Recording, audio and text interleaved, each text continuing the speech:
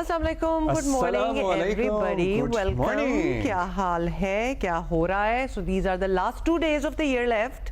आज 30th है and 31st and और हर साल की तरह हम इस साल भी इस अज़्म का इआदा करेंगे नए साल में कि हमारा आने वाला साल हमारे गुजरे हुए साल से बेहतर होगा। तो और कोशिश पूरी होती है और बहुत सारे गोल्स जो हमने सोचे होते हैं वो नहीं अचीव हो पाते लेकिन कुछ हो भी जाते हैं। अच्छा, एक चीज पता चल जाता है ना कि न्यू ईयर करीब आ गई और ये वो जब शहर में 144 जो है वो नाफिज हो जाती है। तो अब भी इस साल भी यही फैसला किया गया है कि फ्रॉम 31st to 1st वो जो एरियल फायरिंग और फायरवर्क्स तो बहुत कुछ हंगामा हो रहा होता है जिसमें बड़ी ट्रेजेडीज भी हो जाती हैं। तो इस साल भी जी 144 हो गई है ना। जब भी 144 लगती है ना मुझे अबरारुल हक का वो गाना याद आता है, किने किने जाना है बिल्लो दे घर, जिसमें वो लाइन है ना जुलूस गरीबा शायद चुताली लग गए। एग्जैक्टली वही हो रहा है। तो वो जुलूस हम नहीं निकलने देंगे बिल्कुल। तो of course you can celebrate on your own and stuff, but let's see कि लोग कितना एहतियात करें। मतलब कोशिश करें कि आपकी सेलिब्रेशन आपके जश्न में वैसे तो ठीक है अगर आपको खुशी है अगर आपने कोई ऐसा काम किया, अगर आपने कोई ऐसा काम किया कि कमाल ही हो गया और आपने झंडे गाड़ दिए हैं और जबरदस्त तहलका मच गया। अब्दुल्ला ऐसे भी होता है that the year was not that great for you and you are just happy that you are out of it। मतलब इस टाइप का, हालांकि ऐसी फीलिंग में कोई फायरवर्क्स टाइप नहीं होते, ये बस अंदर की फीलिंग एक होती है। मतलब जश्न किस चीज का मन रहा है ये उस फीलिंग में ये नहीं समझ आती मुझे। बिकॉज कभी-कभार लोगों के पास बहुत कम मौके होते हैं फॉर यू नो पता है जो पब्लिक इवेंट्स होते हैं ना of celebration, I think they make all sense because वो जो कलेक्टिव फीलिंग ऑफ फेस्टिविटी खुशी होती है ना वो बहुत जरूरी है। इनफैक्ट वो और ज्यादा होने चाहिए, वो अभी भी कम होते हैं। हाँ, लेकिन अगर आप अपने घर की छत पे खड़े होकर हवाई फायरिंग करेंगे I would discourage it and I would say it is not cool. जो पब्लिक इवेंट्स होते हैं ना, किसी इवेंट पे किसी जगह फायरवर्क्स हो रहे हैं, कोई शो हो रहा है, कोई कॉन्सर्ट हो रहा है, गो एंजॉय दैट, गो सर्टेनली। जो कि एक्चुअली प्लीज घर ना बैठे। अच्छा चले फिर हम आपको आगे तो आप कराची में तो हम आपको बता भी देते हैं कि गवर्नर हाउस में कोई स्पेक्टेक्युलर किस्म का इंतजाम है फॉर फायरवर्क्स और कहा यह जा रहा है कि कोई 40 मिनट के फायरवर्क्स होंगे जैसे कि किसी ने कभी नहीं देखे। मतलब गवर्नर हाउस में, जी बिल्कुल कराची की हम बात कर रहे हैं। तो ये भी कहा जा रहा है so if you want to see the fireworks and you know have fun, that is one place where you could go। लेकिन खुशी हो या शॉर्ट नहीं कर सकते हम 40 मिनट को। नहीं, उन्होंने ये कह के किया है कि this is going to be the you know longest largest. बस मैं ये कह रहा हूँ कि हमारा एयर क्वालिटी इंडेक्स क्या इस बात की इजाजत देता है कि हम 40 मिनट तक फायरवर्क्स करें? अगर नहीं तो सिर्फ एक ही जगह नहीं हो रहे होंगे क्योंकि शहर में काफी जगह हो रहे होंगे। 10 मिनट पर कन्फाइन कर लें, उसको थोड़ा सा शॉर्टन अप कर लें। 40 मिनट तो बहुत ही ज्यादा हो जाता है, 10-15 मिनट बहुत अच्छा होता है। और 10 मिनट में स्पेक्टेक्युलर किस्म का शो दिखाएं लोगों को and then it should be over. ये तो खैर हमारी सजेशन है, तो ये ऐसा ही होना चाहिए। लेकिन fireworks is one thing, firing is another. उसकी तरफ ना जाएं प्लीज। और अगर कोई आपके इर्द गिर्द आपके दोस्त है आप में कोई कर भी रहा हो तो उन्हें रोकने की कोशिश करें या फिर वॉक आउट ऑफ देयर। मेरे मोहल्ले में बहुत अच्छे फायरवर्क्स होते हैं and the only reason I can not you know be out on the terrace या छत पे या गली में अपने बच्चों के हमरा, क्योंकि उस वक्त हवाई फायरिंग भी हो रही होती है। साथ क्योंकि हवाई फायरिंग हो रही होती है इसलिए आप दूसरों की एंजॉयमेंट, दूसरों का जो एंटरटेनमेंट है वो आप खराब कर रहे होते हैं। Because people are more scared instead of stepping out of their home and you know looking at the sky and enjoying the fireworks. लोग अपने घरों में दुबक कर बैठे होते हैं कि खुदा न खास्ता कहीं कोई हवाई गोली आकर किसी को डैमेज ना कर दे। मतलब वो एक्टिविटी आपको महदूद करनी पड़ती है। आपको अपने घर में बैठे हुए खिड़कियों से आप दूर हो जाते हैं because this is a very real thing that may happen anywhere. ये जो गोली हवा में जा रही होती है भैया, ये वापस आके कहीं ना कहीं गिर रही होती है, लग भी रही होती है। यस अच्छा चलें जी, अब हो करते हैं बात। ये हमने सारी वार्निंग्स देनी थी और एक जो चीज लगी है, जोर से लगी है, वो है कल का मैच, हमारा पहला test match against South Africa. South Africa की खुशी बनती है क्योंकि और इस साल का आखिरी टेस्ट भी था ना हमारा, इस साल का आखिरी भी। और साउथ अफ्रीका तो चले वर्ल्ड टेस्ट चैंपियनशिप के इसके साथ ही फाइनल में भी पहुंच गया है। लेकिन मुझे यकीन था एक लम्हे पर जब 99 पर हम साउथ अफ्रीका की 8 विकेटें ले चुके थे कि हम ये मैच निकाल लेंगे। लेकिन हम ये मैच नहीं निकाल पाए और वही आखिरी दो विकेटों की पार्टनरशिप हमें पहली इनिंग में भी भारी पड़ी थी और दूसरी इनिंग में तो जीत हमारे मुंह से छीन के ले गई ये पार्टनरशिप। यस, कितने गुस्से में आपने कहा। नहीं, लेकिन मैंने मतलब बहुत ही सटल तरीके से कहा है बिकॉज मुझे कोई गुस्सा नहीं है पाकिस्तान की परफॉर्मेंस पर। We put up a great fight and I am really hopeful for the second test. Actually बात वो मैं आपका दर्द जो है वो समझ सकती हूँ, क्योंकि मैच हमने निकाल लिया था। हम एक्चुअली पहुंच रहे थे बड़ी अच्छी तरह। एक तो होना कि वी हैड नो चांस, तो फिर हम कहते हैं ओके फाइन, फिर ऐसा ही था, but we actually did well and we were almost there but then not there.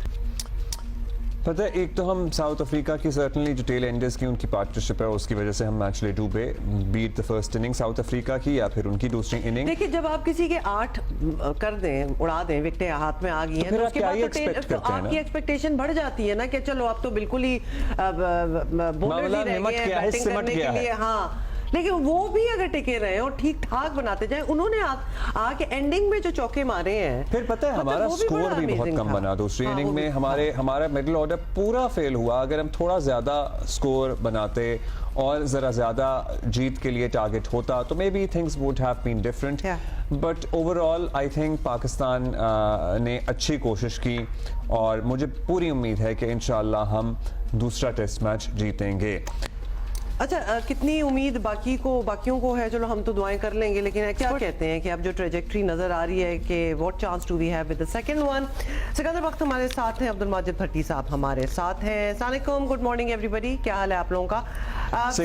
Seku, we are really sort of, kind of heartbroken as well because हमें बहुत लग रहा था कि एक लॉन्ग ड्यू विक्ट्री हमें मिलने वाली है और बड़ा अच्छा हमारा संडे होने वाला है और साल का इख्तिताम भी। किससे पूछें? आपसे सिकंदर। आपसे एक तो कल का जो टेस्ट मैच था वो देखने के काबिल था। बहुत ही जबरदस्त टेस्ट मैच, बहुत टेंस टेस्ट मैच। और टेस्ट मैचेस इतने अगर अच्छे होंगे तो उसका लोग मुझसे कई दफा लोग कहते हैं जो नए क्रिकेट के अंदर, यार क्या है टेस्ट क्रिकेट, बड़ी बोरिंग होती है। मगर कल का मैच ऐसा जबरदस्त था।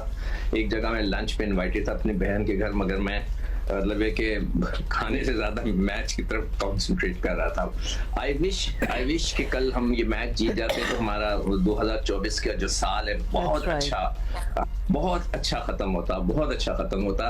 और हमने जो है उनको साउथ अफ्रीकन को तो वनडे में भी हराया, T20 भी, ऑस्ट्रेलिया को T20, मतलब बहुत अच्छा जा रहा था। अभी भी बहुत सी ऐसी चीजें हैं कि जो सही होनी है। कुछ सवालात हैं, कल के प्रोग्राम में तो मैं जरा गुस्से में था, उसी वक्त हो रहा था, मगर मेरे सवालात जो हैं वो सिलेक्टर्स से हैं कि हमें जो क्रिकेट को जितना नुकसान इन क्रिकेटर्स ने, एक्स क्रिकेटर्स जो सिलेक्टर रहे, कोच रहे, पहुंचाया, किसी ने नहीं पहुंचाया।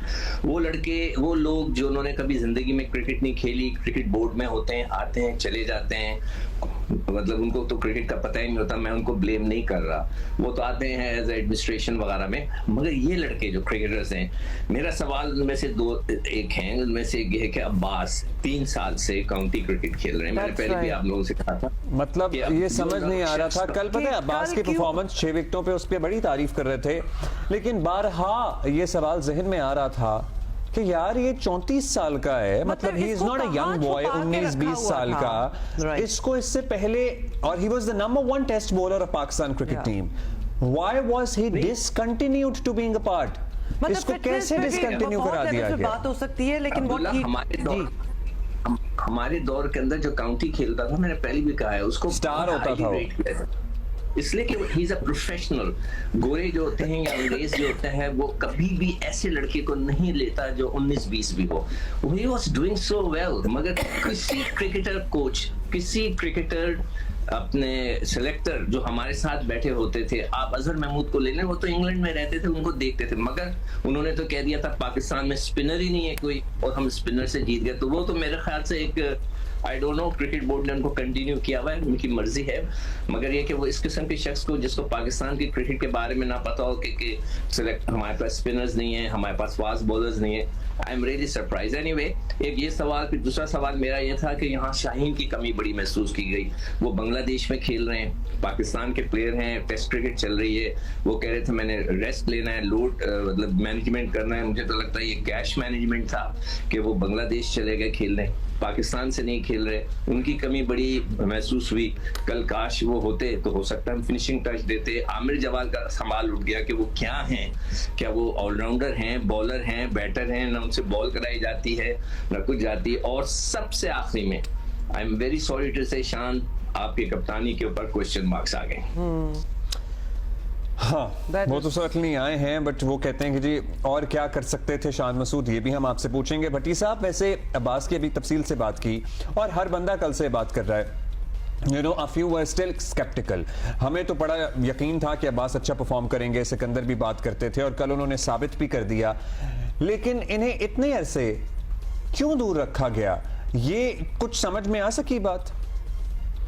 देखिए अब्दुल्ला, जिस जमाने में मोहम्मद अब्बास 4.25 साल पहले आखिरी बार पाकिस्तान के लिए खेले, ये वो दौर था जब शाहीन शाह अफरीदी, हारिस रऊफ और नसीम शाह ने पाकिस्तान क्रिकेट में एंट्री दी। उस वक्त ये कहा गया कि मोहम्मद अब्बास की स्पीड बहुत कम है, लिहाजा हमारे पास उनसे बेहतर बॉलर्स मौजूद हैं।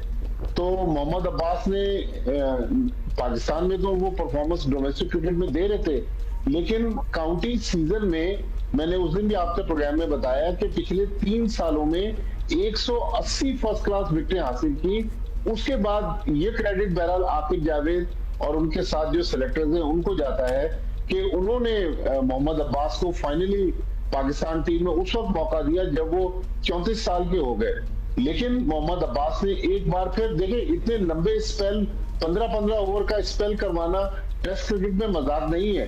17, मतलब मुझे लग रहा है अगर ये मैच और चलता रहता तो वो और बोल कराते रहते, and at the same time this shows उनका लेवल ऑफ फिटनेस क्या है। सो एक जहां हम उनकी बात कर रहे थे, उनका लेवल ऑफ फिटनेस इज माशाल्लाह। Can I just put it there कि ये 17-20 ओवर वगैरह कराए जा रहे थे, लेकिन अब्बास के चेहरे से और उनकी परफॉर्मेंस से लग नहीं रहा था कि वो थके हुए हैं, तो फिटनेस उनकी बिल्कुल ठीक है। कोई शक नहीं कि वो सुपर फिट थे।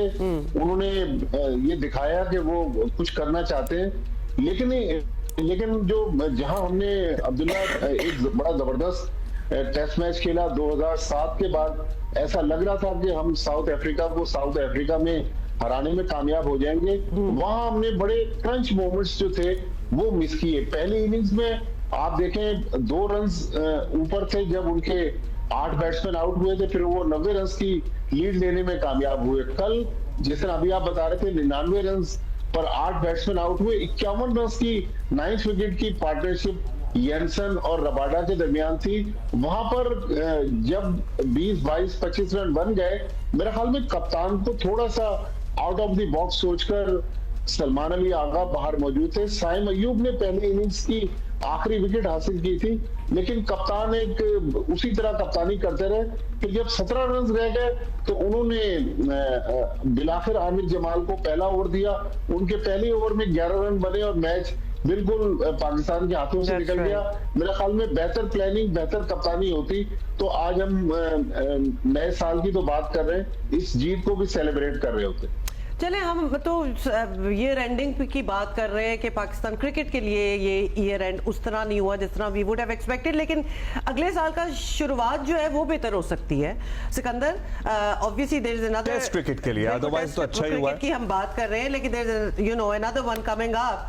तो क्या हम चेंज करें, किस तरह इसको अब टेक ऑन करें? बिकॉज गलतियां तो हम ऑब्वियसली पॉइंट आउट कर सकते हैं, but what is actually working for us? देखो, पिछले अगले साल जो आने वाला है, अल्लाह करे हमारे लिए जो सबसे इम्पोर्टेंट चीज है वो है चैंपियंस ट्रॉफी। हम उसको बहुत अच्छी तरह ऑर्गेनाइज करें। मोहसिन नकवी साहब ने बड़ी जबरदस्त लड़ाई लड़के और बहुत झगड़ा करके पहली दफा हमने देखा है कि हमने इंडिया को कॉर्नर में कर दिया और उनको हमारी चीजें माननी पड़ी, तो ये क्रेडिट जाता है मोहसिन नकवी साहब को। तो अब इसको हमने एक अच्छा फिनिशिंग टच देना है। मैं हर एक को कहूंगा कि भाई मिलकर काम करें और इस चैंपियंस ट्रॉफी को कामयाब करें, ताकि वो जो हमारा जो ये साल है अच्छा हो जाए। नंबर 1। नंबर 2, मैं नकवी साहब से रिक्वेस्ट करूंगा कि प्लीज अपने पूरी डोमेस्टिक क्रिकेट को रिवैम्प करें, बिल्कुल नए सिरे से शुरू करें। मैं आपको एक छोटी सी मिसाल देता हूं। पिछले दिनों खबर चल रही थी कि PSL में इंग्लैंड के लड़के नहीं आ रहे खेलने, उनको मना किया गया है। क्यों किया गया है? इसलिए कि उनका काउंटी सीजन शुरू हो रहा है, तो वो इतनी इंपॉर्टेंस देते हैं अपनी काउंटी क्रिकेट को, अपनी डोमेस्टिक क्रिकेट को। तो हमें चाहिए कि इसको इस तरह प्लान करें। अगर वो मुझे नहीं समझ में आता, वहाँ इतने बड़े बड़े जहन बैठे हुए, इतनी बड़ी बड़ी तनख्वाहें ले रहे हैं, क्रिकेटर्स हैं, मेंटोर्स हैं, उन सबको बिठाएं, हमें ना बुलाएं, खुद बैठें वो, और वहां पे ये सोचें कि डोमेस्टिक सीजन है, इस तरह शुरू होना चाहिए कि हर चीज से पहले कम से कम हर लड़का 4 फर्स्ट क्लास मैचेस खेले। अब हारिस रऊफ की बात की जा रही है, अभी हारिस रऊफ ने बामुश्किल 5 या 6 या श्योर 6-7 फर्स्ट क्लास मैच खेले। आप उसको टेस्ट क्रिकेट कैसे खिला सकते हैं जब आप जब तक अपनी जिंदगी में 20 ओवर ना किए हो, आपने जिंदगी में अपने 15-20 ओवर ना किए हो, तो आप कैसे खेलेंगे? तो हमें चाहिए कि उसको फर्स्ट क्लास क्रिकेट को इस तरह ऑर्गेनाइज करें कि सीजन शुरू होने से पहले ठीक है, फर्स्ट क्लास को ऑर्गेनाइज कर लेते हैं। सिकंदर, हम अगले मैच में कोई तब्दीली करें। एक तब्दीली जो मेरे जहन में आ रही थी, maybe we could give rest to Naseem Shah and Noman आ जाए उनकी जगह, या फिर या मीर हमजा भी। ये तो बहुत ऐसी चेंज कह रहे हो अब्दुल्ला कि पिच को देखे बगैर आप नहीं कह सकते ना कि नोमान को लेकर आए, और नोमान से तो बॉल ही नहीं करा रहा। कल भट्टी साहब कह रहे थे हमजा को खिलाना चाहिए, तो मैंने उनसे यही कहा था भाई वो खेल ले, सपोज करें टीम में आ गए, बॉलिंग तो उसने करवानी है शान मसूद ने, वो तो करवाते ही नहीं है। उसने ना अच्छा आमिर जमाल से सही तरीके से बॉल कराई, Sikandar what needs to change, उसके ऊपर भी हमने बात करनी है, और आपको पता है टाइम हमारे पास हमेशा कम होता है। भट्टी साहब से जी चेंज बता दें आप। जी जल्दी से बता चेंज बता दें आप। मेरे ख्याल से वो मीर हमजा को आप खिला ले आमिर जमाल की जगह। आमिर जमाल का कोई फायदा तो है ही नहीं जिस तरह आप उनसे बॉलिंग करा रहे हैं। ठीक है, गॉट इट। भट्टी साहब, कप्तान के ऊपर जो सवाल उठ रहे हैं शान मसूद, उनको क्या चेंज करना चाहिए? Is it because of the selection, उनके पास यही प्लेयर्स हैं, इन्हीं से खिलाना है, या फिर और क्या? यूटिलाइजेशन। हाँ, utilization, placement of them, positivity, मतलब एक टेम्परामेंट भी होता है। किस लेवल पे चेंजेस चाहिए हमें फ्रॉम द कैप्टन? देखिए हुमा, कंसिस्टेंसी तो बहुत जरूरी है मेरे ख्याल में। अगर आमिर जमाल को कप्तान और कोचिंग स्टाफ चाहता है तो आमिर जमाल को ड्रॉप करे और मीर हमजा को खिलाए, ये एक भी तब्दीली लगती है। लेकिन शान मसूद को अपने रवैये में तब्दीली लाना पड़ेगी, थोड़ा सा एग्रेशन दिखाना होगा। मेरे ख्याल में शायद वो इसलिए थोड़ा अंडर प्रेशर है कि उनसे खुद परफॉर्मेंस नहीं हो रही। अगर वो एक एज ए ओपनर, अब चूंकि इनिंग्स ओपन कर रहे हैं, एक बड़ी और पाकिस्तान के लिए मैच विनिंग इनिंग्स के लिए में कामयाब हो जाए, तो आप देखिएगा उनका बिल्कुल एटीट्यूड चेंज हो जाएगा। लिहाजा शान मसूद को अपने क्रिटिक्स को खामोश करने के लिए बैटिंग में एक बड़ी परफॉर्मेंस देनी होगी। अगर वो बैटिंग में परफॉर्मेंस नहीं देंगे तो नए साल में फिर वेस्ट इंडीज की टीम 17 जनवरी से मुल्तान में टेस्ट सीरीज शुरू करने जा रही है। तो मुझे लग रहा है कि ऐसे ना हो कि पाकिस्तान क्रिकेट बोर्ड फिर कप्तान की तब्दीली की तरफ सोच रहा हो। अल्लाह करे कि उनको सेकंड मैच में कोई उनका सीन बन जाए और वो कोई बड़ी इनिंग और फिर मैच भी जिता दें हमें साउथ अफ्रीका के खिलाफ, तो तारीखी रकम हो जाए। क्योंकि अभी जब तक हैं हम उनके लिए भरपूर सपोर्ट भी देंगे और नेक तमन्नाओं का इजहार भी करेंगे। अच्छा, हम शान की कप्तानी की बात करते हैं और सर्टनली फ्लॉज आप लोग पॉइंट आउट और आइडेंटिफाई करते हैं, लेकिन एक पॉइंट जो हमने भी ऑब्जर्व किया वो ये था कि हमने माजी में देखा है पाकिस्तानी टेस्ट कप्तानों की एक अप्रोच होती थी कि मैच किसी तरह ड्रॉ हो जाए, लेकिन शान की कप्तानी में ये हमें डिफरेंस नजर आया कि वो चाहते हैं कि मैच का फैसला आए और मैच जीतने की कोशिश करते हैं। भट्टी साहब, आप पॉइंट दीजिएगा इस पे, फिर हम सिकंदर बख्त की राय लेंगे। देखिए, बिल्कुल इसमें कोई शक नहीं है कि शान मसूद अच्छे कप्तान हैं, लेकिन इस टेस्ट सीरीज में हमने उनको देखा कि शायद चूंकि उनसे परफॉर्मेंस नहीं हो रही थी, थोड़े से वो अपने फैसलों में अंडर प्रेशर थे। फिर पाकिस्तान क्रिकेट बोर्ड ने पिछले दिनों जब हम इंग्लैंड के खिलाफ सीरीज खेल रहे थे तो कप्तान से सिलेक्शन के इख्तियारात वापस ले लिए। मेरे ख्याल में कप्तान को भी इक्वली जो सिलेक्शन है उसमें इख्तियारात देने की जरूरत है। शान अच्छे कप्तान है, उनकी जो बैटिंग है अगर वो अच्छी हो जाए, क्योंकि इमामुल हक पीछे बैठे हैं, मोहम्मद हुरैरा परफॉर्म कर रहे हैं, तो शान मसूद को अपनी बैटिंग में थोड़ा सा तब्दीली लाने की जरूरत है। उनकी बैटिंग में भी थोड़ी सी खामियां है। सिकंदर बख्त साहब चूंकि टेस्ट क्रिकेटर है तो वो ज्यादा बेहतर डिस्क्राइब कर सकते हैं। तो मेरे ख्याल में अगर वो बड़ी इनिंग्स खेल जाए तो ये कप्तानी का जो एक उनके ऊपर तलवार लटक रही है कि वो अच्छे फैसले नहीं कर पा रहे, तो शायद उस मुश्किल से वो निकल सकेंगे। ठीक है जी। अच्छा, हम अच्छा, इससे एक पहले जाते एक और चीज, क्योंकि जी, हम सिकंदर। जरा बात तो करते होते हैं। अब कुछ है हमारे प्लेयर, सिकंदर आप बताएं कि अगर जैसे फॉर इंस्टेंस नसीम शाह की performance up to the mark अगर नहीं नजर आ रही है हमें पिछले कुछ मैचेस में से, why is he still there? आपने तो कहा था कि आमिर को बिठाना चाहिए, मेरे ख्याल है नसीम को भी रेस्ट दिया जा बिल्कुल, सकता है। आमिर की तो हम बात कर ही लेते हैं, नसीम शाह के बारे में बताएं। अच्छा, आप लोगों का ये जो कमेंट था वो मुझे समझ से बाहर है, माजरत के साथ, बुरा ना मनाइएगा। नहीं नहीं, क्यों मनाएंगे? कि नहीं, मैं बता रहा, आपने कहा कि उनकी कप्तानी इतनी जबरदस्त है कि वो फैसला करा देते हैं। नहीं। भाईजान 3 दिन में कोई टेस्ट मैच का फैसला होता है? जबरदस्त की बात नहीं की, जबरदस्त का एक तो लफ्ज इस्तेमाल नहीं हुआ। 200 में आउट हो गए, फॉर गॉड से कौन सा कप्तान होगा कहकर जल्दी जल्दी आउट हो जाओ, हमने फैसला करना है? ऐसा नहीं होता। वो मतलब आप हंस रहे हैं, वो तो बैड लक हो गई कि जल्दी जल्दी आउट हो गए। देखिए, उन्हें रन्स करने, जिस तरह भट्टी साहब ने बोला 100% अगर वो स्कोर नहीं करेंगे उनकी कप्तानी में, he have to think out of the box. जब तक वो फैसले सही नहीं करेंगे, जब तक वो, ये देखिए कप्तान चालाक होता है, उसको ट्राई मारनी चाहिए। और इट्स अ थैंकलेस जॉब। कई दफा आपके फैसले गलत हो जाते हैं, लोग कहते हैं यार क्या कप्तानी कर रहा है। नहीं, वो होता है, जैसे हम अभी कह रहे हैं। और अगर सेफ उनके प्ले ये करके भी फैसले तो हार ही रहे हैं ना, तो फिर कर लो फैसले। हाँ, अगर आप सपोज करें कल जीत जाते तो हम कहते हैं जी जबरदस्त जीत गया। बिल्कुल, ऐसा ही होता ना। हाँ, ऐसा ही होता। अच्छा, नसीम शाह का बताएं। नसीम की। अच्छा, नसीम शाह को कंसंट्रेट करना है क्रिकेट के ऊपर। वो बहुत ज्यादा जो है दूसरी एक्टिविटी मुझे लग रहा है, जैसे कि आपके पास हसन अली थे, वो भी थोड़ा सा शौके थे, आपका धानी साहब हैं वो भी थोड़े शौके हैं, वो ये भी मुझे फीलिंग मेरी आ रही है। मैं कभी जिंदगी में आज तक उनसे नहीं मिला, तो उन्हें उनकी भी बॉलिंग में जो है बहुत ज्यादा, मुझे नहीं पता आजकल बॉलिंग कोच कौन है भाई, उनको बिठाकर समझाना चाहिए कि उनकी लाइन और लेंथ, आप उसको देख ले, अब्बास को एक जगह गेंद करता है, ठक ठक ठक ठक। ये एक अच्छे क्रिकेटर्स की जो काउंटी में खेलते हैं, जो गोरे होते हैं ना, उस तरह की बॉलिंग करते हैं। तो हमें इंप्रूव करना पड़ेगा। सपोज करें आप नसीम शाह को ड्रॉप करते, फिर किसको खिलाएंगे? आपका एक प्लेयर तो बांग्लादेश में खेल रहा है। मेरा सवाल उठा रहा हूँ, मोहम्मद अली को आपने सेलेक्ट नहीं किया, एक वो चॉइस है आपके पास के जो टीम में आ सकते हैं। और धानी का तो समझ भी नहीं आता कि कभी वो क्रिकेट खेल रहे होते हैं, कभी वो एक्टिंग कर रहे होते हैं। तो हमारे पास भी, हमें फास्ट बॉलर भी जो ढूंढने पड़ेंगे ना। तो ये सवाल मैं दोबारा उठा रहा हूँ कि शाहीन क्यों जाके बांग्लादेश में खेल रहा है, जबकि पाकिस्तान की टीम खेलने में नहीं खेल रहा ना टेस्ट मैच। अब्दुल्ला एक बात, जी जी जी जी भट्टी साहब, सबसे तेज बॉलर है हारिस रऊफ, और सेंट्रल कॉम्प्लेक्स में लास्ट ईयर भी मतलब हारिस रऊफ जो है वो टेस्ट, सिकंदर भाई बाबर आजम भी फर्स्ट क्लास क्रिकेट नहीं खेल रहे इस पाकिस्तान टीम में। वो तो बिल्कुल भी नहीं खेला। बाबर आजम के 50 से 60 फर्स्ट क्लास मैचेस हैं उसके क्रेडिट पे, इसने तो जिंदगी में नहीं खेला है। आप उसको जब तक टीम में नहीं आए थे तो बस खेल लिया था। टेस्ट मैच ज्यादा है।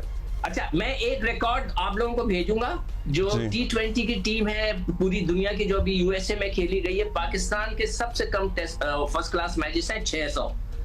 ऑस्ट्रेलिया, न्यूजीलैंड, इंग्लैंड, इंडिया, इन सब के हजारों में है, हमारे 600 हैं। इसका क्या मतलब है कि हमारे लड़के नहीं खेलते हो, यही चीज सही करानी है। चलिए, होपफुली ये तो मतलब बूढ़े हो गए ये बात करते करते। Thank you. मतलब हम तो नहीं हुए वैसे, but thank you very much Sikandar and Bhatti sahab for being.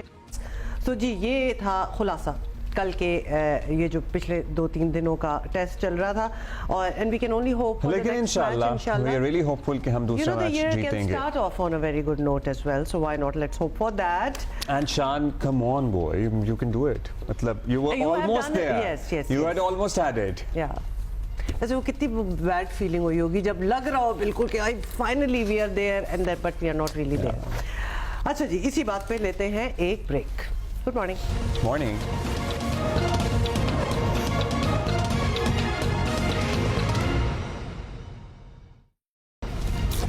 भाई, कराची में सर्टनली लोगों को बहुत मुश्किलात का सामना है, इंक्लूडिंग अस। आपने कहीं भी कम्यूट करना हो, वीकेंड तो बहुत था, ओवर द वीकेंड बहुत था, और ज़िला कुरम में अब जो सूरत हाल है उस पर सबको तशवीश है, होनी भी चाहिए। सबकी कोशिश होनी चाहिए कि हालात मामूल पर आएँ, लेकिन उन लोगों का क्यों रास्ता रोका जा रहा है, या उन लोगों को क्यों तकलीफ में डाला जा रहा है जिनका जो ऑलरेडी गमगीन और रंजीदा है इस मामले को लेकर, और वो अपनी सूरत हाल से और गमगीन और रंजीदा होते हैं क्योंकि किसी ने अस्पताल जाना है, किसी ने किसी जरूरी काम से जाना है, किसी ने एयरपोर्ट जाना किसी है, की शादी मतलब, है, किसी ने जनाजे अटेंड करना है। मतलब क्या हो रहा है भाई? तो गुज़िश्ता 4 दिनों से इफ़ यू वर इन कराची तो आप देख रहे होंगे कि क्या हो रहा है। सियासी कायदीन और हुकाम का किरदार कुछ समझ नहीं आया इस सारे सिचुएशन में। और पहले भी आपको बताते हैं ना, पहले ये भी आपको बताते हैं जिला कुरम में क्या हो रहा है। कई माह के पुरतशद्दुद वाक़यात में 130 अफराद जब हक हुए हैं, उसके बाद जिले की मरकजी सड़कें बंद हैं। बताया जा रहा है कि अपर कुरम के 100 से ज्यादा इलाकों का 3 माह से मुल्क भर से जमीनी राब्ता मुनक़ता है। Just imagine, can you imagine living like that? वैसे अच्छा, खाने पीने का आपको बताइए कि ज़ख़ीरा जो है वो ख़त्म हुए कई दिन गुजर गए हैं और हम अपने कॉरेस्पॉन्डेंट से कितनी बार बात करते रहे हैं कि सिचुएशन क्या है। अस्पताल में अद्वियात की किल्लत मरीजों के लिए जानलेवा साबित हो रही है। These are all real truths. और सड़कें खोलने के एजेंडे पर ग्रैंड जिरगा जो था वो कल बुलाया गया और मुशीर इत्तलात खैबर पख्तूनख्वा बैरिस्टर सैफ को उम्मीद है कि रास्ते जल्द खुल जाएंगे। अभी हुआ कुछ नहीं है, ये सारी उम्मीदों पे बातें चल रही हैं। अब क्या उनका कहना था, ये देखें। इंशाल्लाह ये मुआहदा जो है ये दोनों फ़रीक़ैन के दरमियान हो जाएगा। बुनियादी रुकावट थी या जिसकी वजह से ये तातुल हुआ वो फ़रीक़ैन को इस बात पर राज़ी करना था कि वो असला जो है जो उनके पास है, ख़ास तौर पर भारी हथियार, वो हुकूमत के हवाले करें। तो इस पर थोड़ा सा था, टाइम लिया, लेकिन मुझे उम्मीद है कि ये मसला हल हो जाएगा और जैसे ये मुआहदा हो जाएगा उसके बाद इंशाल्लाह सड़क भी खोल दी जाएगी। इस बार हमने 2 प्लाटून्स FC की वहाँ पर एक्स्ट्रा तैनात करने के लिए अहकाम जारी किए हैं और दूसरा वज़ीर आला साहब ने 400 के करीब पुलिस एहलकार भी जो हैं वो भर्ती करने का कहा है और उनको ट्रेंड एहलकारों को, ताकि फौरी तौर पर कार्रवाई करके अमन अमान के क़याम में मदद दे सकें। और उसके अलावा हम ये जो सड़क है जिस पर ये लड़ाइयाँ हुई अब तक, इसको मज़ीद हिफाजत और महफूज बनाने के लिए वहाँ पर हम चौकियाँ भी बना रहे हैं। अच्छा जी, उधर आपको ये भी बता दें कि ज़िला कुरम के अवाम जो हैं उनसे यकजहती के लिए पेशावर, लाहौर, कराची और मुजफ्फराबाद समेत मुख्तलिफ शहरों में एहतजाजी धरने जो हैं वो जारी हैं, जो मजलिस वहदत मुस्लिमीन और दीगर मजहबी ग्रुप्स ने मुनक्किद किए हैं। बाकी शहरों में तो ये एहतजाज मखसूस मकामात पर हैं, लेकिन कराची में जुमेरात से जारी इन धरनों का दायरा कार शहर भर में फैल चुका है। शारा फैसल, एमजिना रोड, मलीर, गुलिस्तान जौहर, नॉर्थ कराची समेत 14 मकामात हैं जहाँ रास्ते बंद हैं और इस बंदिश की वजह से एयरपोर्ट की ट्रैफिक मुअत्तल है। अस्पतालों तक मरीज पहुंचना मुमकिन नहीं रहा। दफातर जाने वाले फंसे हुए हैं। सूबाई और शहरी हुकूमत मामलात में इंतहाई दिलचस्पी दिखाते हुए बिला नागा बयानात भी दे रही है। अगर कहीं पे पूरा हम एहतजाज करते हैं जहाँ पे ट्रैफिक को, लोगों को तकलीफ नहीं होती, इसमें कोई हर्ज नहीं है। लेकिन अगर ये ऐसे कंटिन्यू रहा फिर हुकूमत को, लोगों को तकलीफ अगर होती है तो लोगों को तकलीफ दूर करना हमारे फ़राइज़ में शामिल है। अगर आपका टारगेट ये है कि आप नुमाइश को चोक करेंगे, सारे फैसल को चोक करेंगे, सफूरा के इलाकों को चोक करेंगे, शोराब बोर्ड के इलाकों को चोक करेंगे, फिर आपका टारगेट जो है ना चीज़ों को पैरालाइज करना है। और मैं समझता हूँ कोई भी रिस्पॉन्सिबल स्टेट इस बात की इजाज़त नहीं दे सकता। अच्छा, ये सब कुछ आपने सुन लिया और जब इन बयानात से काम नहीं बना तो पीपल्स पार्टी ने कल मजीद बयानात दिए। पाराशदार के लोगों के साथ हमारी पूरी हमदर्दी है, हम उनके साथ खड़े हैं, लेकिन क्या इसके बदले सिंध की आवाम को तकलीफ देनी चाहिए? क्या इसके बदले सिंध के मासूम बच्चों को अजियत देनी चाहिए? या सिंध के अंदर जो लोग एयरपोर्ट जा रहे हैं उनकी फ़्लाइटें मिस हो जाएं, कारोबार कर रहे हैं उनको तकलीफ हो? ये तो फिर इसमें तो मैं समझती हूँ कि कोई सियासी रंग डालने की कोशिश कर रहा है और ये नाइंसाफ़ी है। इसको इंसानी तौर से देखें कि पाराशनार में होने वाली तकलीफ से सिंध के लोगों को तकलीफ नहीं देनी चाहिए। वहाँ पर जोर डालें, जाकर खैबर पख्तूनख्वा में करें शोर, वहाँ पर बिल्कुल करें। उनके, मैं कहती हूँ वजीर आला हाउस के बाहर जाके बैठे, यहाँ पे भी तो आके बैठते ना वजीर आला हाउस के बाहर। और यहाँ भी आप एहतजाज करें, लेकिन एहतजाज मतलब खैबर पख्तूनख्वा में तो आप एहतजाज करें ही, लेकिन आप पंजाब में, आप बलोचिस्तान में, आप सिंध में भी एहतजाज कर सकते हैं। एहतजाज करना आपका हक है, लेकिन जहाँ आपके हक से मेरा जीने का, जिंदा रहने का, आने जाने का हक मुतासर हो रहा है तो आप अपने एहतजाज को उस हद तक महदूद करें कि आपका एहतजाज भी रिकॉर्ड हो और मेरा मामूलात जिंदगी भी मुतासर ना हो। मतलब बड़ा डेलिकेट बैलेंस है इस चीज़ में, लेकिन that is how it should be done. हमारे कॉरेस्पॉन्डेंट हमारे साथ हैं दानियाल सैयद, जो हमें बताएंगे। दानियाल, क्या हालात हैं कराची में? वीकेंड का भी हम आपका अहवाल आपसे लेंगे, लेकिन इस वक्त क्या सिचुएशन है? कितने पॉइंट्स खुले हैं, कितने बंद हैं? जी देखें, बिल्कुल इस वक्त कराची शहर में 13 मकामात हैं जहां पर बदस्तूर धरना जारी है। हम नुमाइश चौरंगी पर मौजूद हैं। यहाँ पर मजहबी जमात की जानिब से पारा चनार वाक़यात के ख़िलाफ़ 24 दिसंबर से जिस धरने का आगाज़ किया गया था नुमाइश चौरंगी से, वो 26 दिसंबर से शहर भर के मुख्तलिफ मकामात तक फैला। शाहर फैसल पर नाता खान के मकाम पर 26 दिसंबर से धरना जारी था। मलीर 15 के मकामात पर धरना जारी था। लेकिन ये शाहर फैसल पे जो 2 धरने हो रहे थे, इनको रात गए ख़त्म किया गया है। पुलिस की जानिब से मुज़ाकरात किए गए उलमा इकराम से, जिसके बाद रात गए तकरीबन 4 बजे के करीब शाहर फैसल पर नाता खान का मकाम जो था और मली 15 का जो मकाम था, इन दोनों मकामात पर जारी एहतजाज 4 दिन से जो जारी था उसको ख़त्म कर दिया गया। शाहर फैसल बंद होने के बायस, मली 15 बंद होने के बायस न सिर्फ एयरपोर्ट जाने वाले बल्कि कैंट डिगरोड कैंट स्टेशन पर जाने वाले भी जो अफराद थे, उन्हें शदीद मुश्किलात का सामना रहा। जो मुसाफिर कोरंगी से, स्टील टाउन, गुलशन हदीद से सफ़र करके अपने दफातर को आते थे शाहर फैसल पर या टावर की जानिब या किसी और शहर के मकामात पर, उन्हें घंटों की अजियत का सामना करना पड़ता था। जो धरने शाहर फैसल पर नाता खान के मकाम पर या मली 15 के मकामात पर जारी थे, उनमें बाज़ औकात जो है मुजाहिरीन एक रोड जो है वो क्लियर कर देते थे जिस पर डबल ट्रैफिक चलाया जाता था, और जब डबल ट्रैफिक भी चलती थी तब भी ट्रैफिक की रवानी शदीद मुतासिर रहती थी क्योंकि लोग कवानीन की पासदारी नहीं करते थे। ताहम रात गए इन 2 मकामात पर शाहर फैसल के जो मकामात थे उन पर जारी धरना ख़त्म कर दिया गया है। इस वक्त भी नुमाइश चौरंगी समेत कराची शहर के 13 मकामात हैं जहाँ एहतजाजी धरने जारी गए। अच्छा, बयानात तो हमने भी सुनाए भी, मेयर साहब के भी, दीगर लोगों के भी। बातचीत हो रही है, बातचीत के नतीजे में ही ये शाहर फैसल क्लियर हुआ है, क्योंकि शाहर फैसल को ब्लॉक करने का मकसद था कि ना आप शहर का एक हिस्सा दूसरे से बिल्कुल कटा हुआ है। एयरपोर्ट भी जाहिर है आप जाने से कासिर हैं या दीगर रास्ते लेकर जाएंगे, तो ये बातचीत के नतीजे में ही हो सका है। मुज़ाकरात अगर हो रहे हैं तो किस लेवल पे हैं? जी देखिए, गुज़िश्ता रोज़ एडिशनल आईजी कराची और कमिश्नर कराची समेत ज़िला इंतज़ामिया का वफ़द था जो नुमाइश चौरंगी पर पहुंचा था और यहाँ पर उलमा इकराम से उन्होंने मुलाकात भी की थी और उनसे मुज़ाकरात करने की कोशिश की थी, जिसके बाद उलमा इकराम ने कुछ वक्त मांगा था। फिर रात गए जो हुकूमत है, सिंध हुकूमत, उनकी जानिब से भी एक वफ़द पहुँचा था शाहर फैसल पर नाता खान और मली 15 के मकामात पर। जब उन्होंने मुजाहिरीन से मुज़ाकरात किए उसके बाद मुजाहिरीन पूरा तौर पर मुंतशिर हो गए और शाहर फैसल को क्लियर करार दे दिया गया, जिस पर ट्रैफिक की रवानी अब जो है वो जारी है। लेकिन जो शहर के दीगर 13 मकामात हैं वहाँ पर मुजाहिरीन इस वक्त भी बैठे हुए हैं। मेन यूनिवर्सिटी रोड पर इतवार बाजार जो लगता है उसके सामने हुसैन हज़ारा मुगल गोट के जो रहायशी हैं वो सरापा एहतजाज है। कामरान चौरंगी पर इस वक्त एहतजाज किया जा रहा है। सफूरा चौरंगी पर एहतजाज किया जा रहा है। 5 स्टार चौरंगी नाजाबाद पर एहतजाज गुज़िश्ता 4 दिनों से जारी है। नाजाबाद नंबर 1 गोलीमार का जो इलाका कहलाता है यहाँ पर भी एहतजाज किया जा रहा है। और ये जो आपने चलिए आपने जो बताया, एक शाहर फैसल तो खोल दिया है, आपने जो बाकी पॉइंट्स, ज़ाहिर कामरान चौरंगी हो गई, यूनिवर्सिटी रोड हो गई, नाज़िमाबाद हो गया, ये इंतहाई पॉपुलेटेड एरियाज ऑफ कराची हैं। मतलब इनमें तो बंद कर देना, अगर सड़क लाइक के कराची को बंद कर दो, सड़क खुली भी हो तो ट्रैफिक चौकी रहती है इन इलाकों में पीक आवर्स में। बहुत शुक्रिया आपका, रानियाल सैयद हमें बता रहे थे। और अच्छा, हमें अब ज्वाइन किया सादिया जावेद साहिबा ने, मान सिंध हुकूमत है। सादिया साहिबा, किस तरह ये, हमें ये तो पता है कि ऑब्वियसली नेगोशिएशंस हुई प्रोटेस्टर्स के साथ, खास तौर पे शाहर फैसल जो ब्लॉक हुआ था, किस चीज़ से वो माने वहाँ से उठने के लिए, और आज जिन मकामात पे और भी मकामात हैं जहाँ प्रोटेस्ट चल रहे हैं, तो क्या बातचीत होगी, किस तरह हैंडल करना है? बिस्मिल्लाहिर्रहमानिर्रहीम।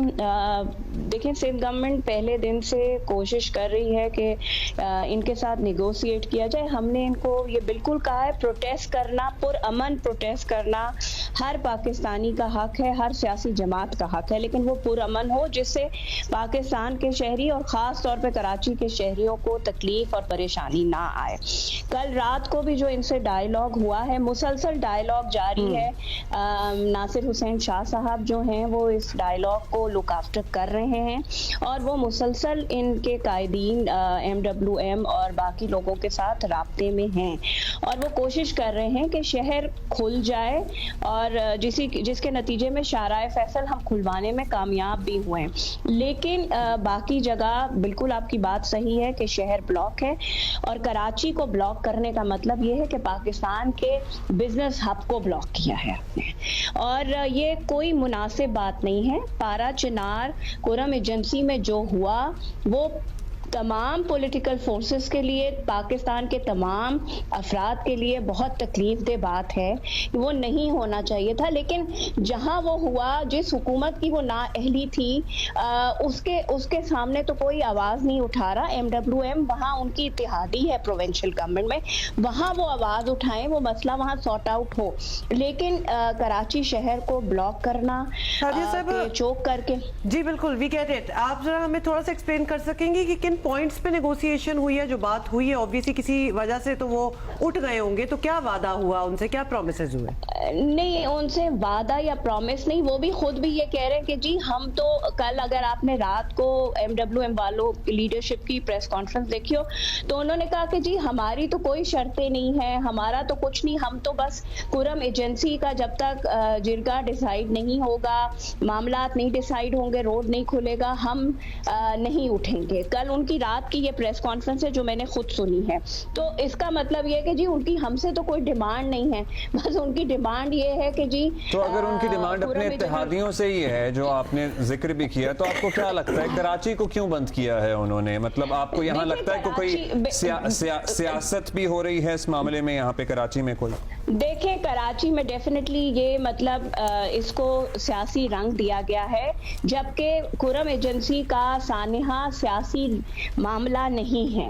वो एक इंसानी अलमिया वहाँ हुआ, जो आपस में झगड़े की वजह से, चाहे वो ये कहते हैं कि जी वो फिरका वारियत पे नहीं हुआ, ये कहते हैं वो जमीन पे नहीं हुआ, जिस वजह से भी हुआ वो एक इंसानी अलमिया है वो, लेकिन सियासी मामला नहीं है। लेकिन कराची को ब्लॉक करके आप इसको सियासी मामला बना रहे हैं। आपकी जो इत्तेहादी गवर्नमेंट है, जो KPK में बैठी हुई है, आप उसका हिस्सा है, आप जाएं उसके चीफ मिनिस्टर को पकड़े। आप और मैं गवाह हैं कि ये कुरम एजेंसी में पिछले 50-60 दिन से ये मामला है। इस दरमियान 3 दफा तो KPK का चीफ मिनिस्टर इस्लामाबाद पे हमलावर था। वो अपने सूबे को नहीं देख रहा। इनको भी उसको बाय फोर्स चाहिए कि वो वहां उनसे बात करें, वो मामला सॉर्ट आउट करें और वो मुज़ाकरात जल्द अज जल्द मुकम्मल कराइए। तो सूबाई पेशावर KPK की बड़ा सेंसिटिव इशू है। अब ये बताइएगा कि अगर ये नहीं मामला सॉर्ट आउट होता यहाँ पे, तो चलिए शारा फैसल खोल दिया, लेकिन और बहुत से ऐसे मकामात हैं जहाँ पे लोगों को बहुत अजियत का सामना करना पड़ता है ट्रैफिक की बंदिश की वजह से। क्या करेंगे? मतलब अल्टीमेटली मुजाहिरीन को उठाने की कोशिश करेंगे पुलिस एहलकार? कल भी मैंने शिया जो आलिम हैं, लीडर्स हैं जो कराची में मौजूद हैं, उनसे एक अपने बयान के ज़रिए रिक्वेस्ट की थी कि आप इस मसले को ख़त्म कराएं और शहर में जो देखें, जो वहाँ तकलीफ़ आई उसको मद्देनज़र रखते हुए अब आप कराची के शहरियों को क्यों तकलीफ़ दे रहे हैं? एम्बुलेंसेस फंसी हुई हैं, लोगों को दफातर जाने का आज पहला वर्किंग डे है, ऑफिस जाने में लोगों को तकलीफ है। तो मैंने कल भी की थी, लेकिन देखें स्टेट से अगर स्टेट ने एक्शन लिया तो हम वो चाहते नहीं कि कराची में लॉ एंड ऑर्डर की सिचुएशन हो और कोई जो है फिरका वारियत के रंग दिया जाए कि जी किसी फिरके के खिलाफ कराची में पुलिस ने एक्शन किया।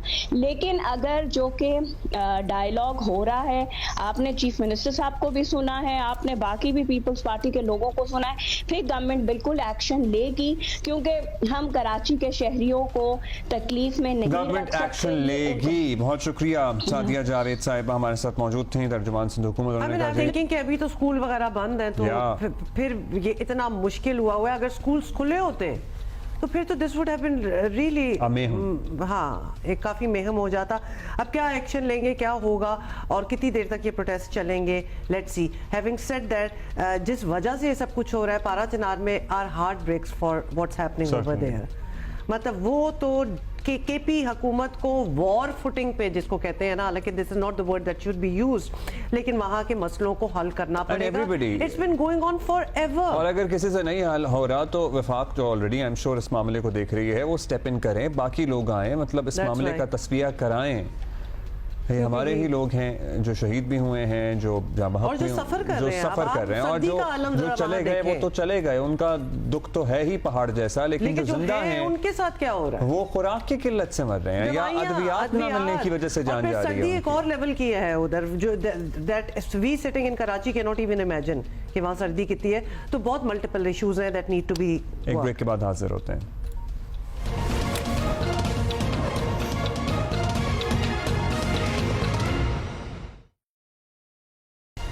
Welcome back. क्या हाल चाल? अच्छा, जहाँ सर्दी के मौसम में obviously half of the Pakistan gets married And the other half is already married. मतलब ये other शादी half की is है, already scene married. चल रहा है। And अब सालगिरह हैं और एनिवर्सरी हैं। मुझे तो लगता है कभी कभी कि जिसकी गर्मी में भी कोई तकरीब थी ना, वो इंतजार करता है। तो इसी तरह इवेंट्स जो होते हैं ना, जो शहर रिलेटेड इवेंट्स हैं, वो भी सर्दी में ही हो रहे मैं होते थोड़ा सा हैं। डर जाती हूँ ना कि अब्दुल्ला आप क्या कहने वाले हैं, तो वो मैं भी रोकने सर्दी की में हो रहे कोशिश होते हैं, करती। और वो उनका तो बनता भी सर्दी में ही होना है, क्योंकि अदरवाइज तो बहुत गर्मी तो जी, होती है। कराची मैराथन जो कि ऑब्वियसली कराची में ही है, वो होने वाली है very soon and you can be a part of it as well.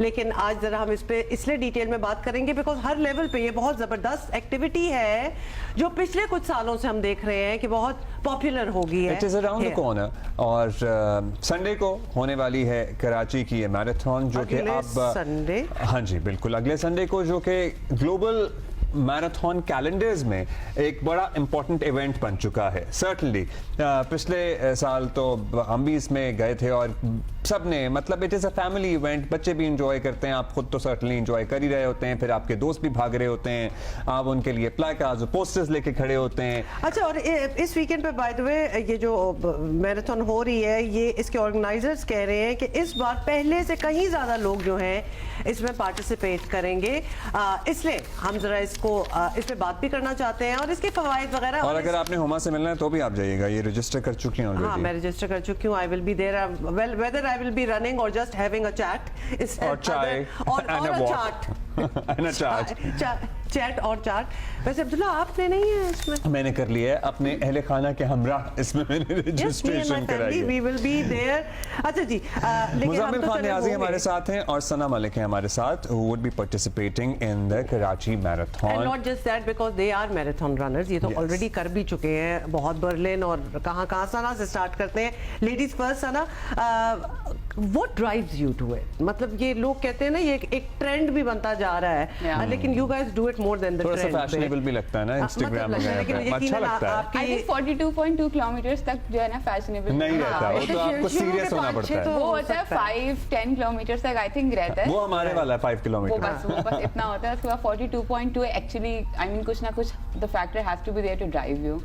मैंने honestly I think the biggest driving factor would be the running community in Pakistan. I think कि वो जितने भी लोग हैं वो एक दूसरे को to wake up at 4 AM 5 AM in the morning to train for a full marathon. You really have to be motivated for that. Very motivated. I think very disciplined also, very motivated. So I think वो community से एक बहुत बड़ा factor आता है, and that is why अभी जैसे last year के जो कराची मैराथन था और अभी के में जो number है of registrations वो इतना difference है। I think last year 3,500 लोगों ने पार्टिसिपेट किया था। This time we are targeting 6,000 to 7,000। Okay, double up. It is तो double. हम और औरतों का नंबर भी डबल है, because I think 1,000 women way targeting. तो वो पहले जो था वो बहुत कम औरतें थी। I think 4 women were able to finish the full marathon.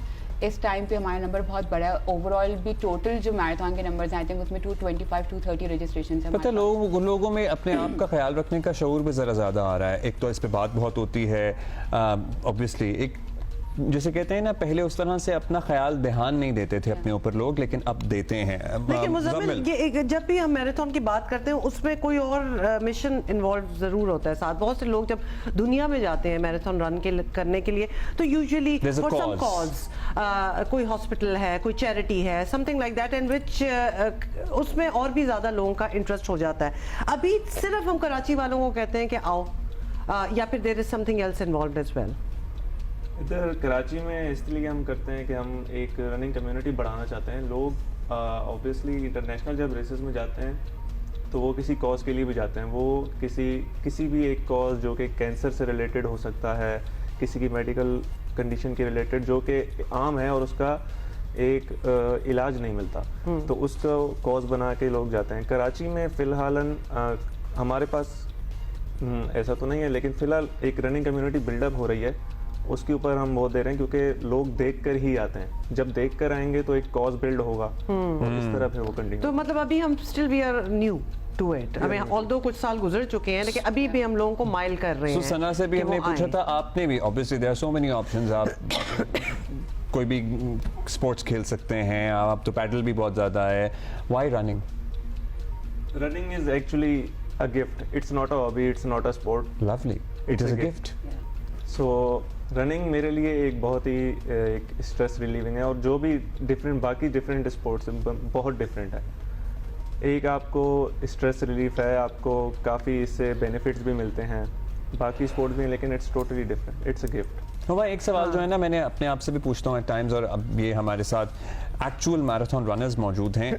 हम लोग भी ज़ाहिर है अपना ध्यान रखने के लिए जिम जाते हैं, जितना भी ट्रेडमिल एंड एलिप्टिकल्स जो भी कार्डियो होता है करते हैं, लेकिन सड़क पे नहीं भागते या ग्राउंड में नहीं दौड़ते।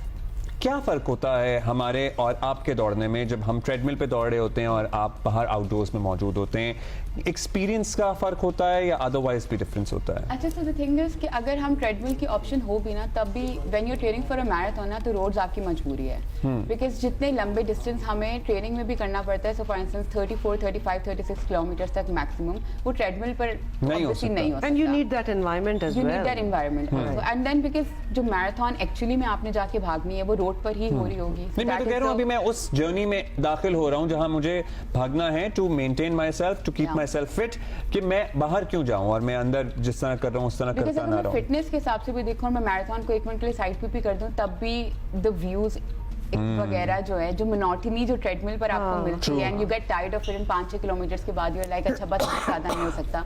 So I think that is the And the biggest social factor. interaction. The social interaction also that comes with the community only. I mean Pakistan के रोड्स उतने सेफ तो नहीं है जितना इजी बाहर में जाके आउटडोर में या बड़े बड़े पार्क्स में रन करना है। बट अब इतनी अवेयरनेस कराची में एटलीस्ट तो इतनी आ भी गई है, और कि लोग हमने तो तंग नहीं लाहौर करते होंगे, I'm sure. मैराथन से क्या करते हैं? लेकिन अपार्ट फ्रॉम द रनिंग चलें उसमें लेकिन क्या- apart from the running of it, the discipline is so amazing. मतलब आप जिंदगी में उसके बाद मैराथन करें ना करें, कंटिन्यू करें ना करें, लेकिन जो डिसिप्लिन के आप आदी हो चुके होते हैं, like waking up at 4 in the morning, which means sleeping earlier, मतलब the foods that you take in, अपनी एनर्जी को किस तरह बिल्ड करना है, ये बड़े लाइफ लॉन्ग आपके मेरा ख्याल है हैबिट्स हैं जो फॉर्म हो जाती हैं। Is that right? I agree. So I think एक बहुत famous saying है, which is my completely favorite saying, which says कि if you have to choose one thing between motivation and discipline, choose discipline. Because you won't be motivated every day to do something. Right, right. So वो motivation से build होता होता वो जब discipline में आ जाता है, तो अब हर रोज ये नहीं होता कि अच्छा वो I'm motivated to go and go 5 in the morning You can't and be run. motivated एक every time day. आता है when you're disciplined, it carries the whole Yeah, training, yeah. right? Because अब आदत बन गई है वो कि बस autopilot उठना पे है। आप Exactly. you are like Actually, that. all those who are still thinking like us, who want to start their journey in marathon running, हम 5 किलोमीटर से अपना शुरू करेंगे और बहुत सारे लोग आई एम श्योर करेंगे। इट डजंट मीन कि वो मतलब कर नहीं सकते, हमारी फिजिकल एक्टिविटी की है गुंजाइश मौजूद, लेकिन आप उन्हें क्या बताना चाहेंगे मुजम्मिल? ये एक डिफरेंट एक्सपीरियंस है ऑल टुगेदर, और आए कराची में संडे को ही देख लें आके कि कितना मजा और आता हमारा है। मौसम इट्स भी वेरी अच्छा है इसके एंटरटेनिंग लिए। As well. It is actually running start करने के लिए आपको सिर्फ आई थिंक आपको शूज अपने लेसअप करने हैं, उसके अलावा तो कुछ भी नहीं Good. करना, और आपने सिर्फ निकलना है। पहली जंग तो आपकी यही है कि आपने अपने शूज के लेसेस बांधना है और निकल जाना है। आपने स्टार्ट लेना है। मैंने भी इसी तरह स्टार्ट लिया था। मैंने फर्स्ट टाइम 200 मीटर रन की थी, and I have never thought कि मैं कभी फुल मैराथन फिनिश करूंगा। मुझे सोचा भी नहीं था कि कोई 1 किलोमीटर की भी रेस होगी या 5 किलोमीटर्स की। बट टाइम गुजरता गया और हमें लर्निंग मिला, अच्छे लोग मिले, ग्रुप मिला हमें, तो उससे हमें पता चला कि एक मैराथन डिस्टेंस भी होता है। फिर आपको देखकर ही लोग इंस्पायर होते हैं आपसे। That's right. और हम जैसे लोग और इसीलिए हमने आप आपको लोगों को देख बुलाया के है। इंस्पायर होंगे। ऑन संडे कराची की मैराथन होने वाली है, don't miss it. With us. Okay जी, संडे को आप पहुंच सकते हैं, रजिस्टर करना जरूरी होगा। See you अभी back. हम ब्रेक ले रहे हैं बाय द वे।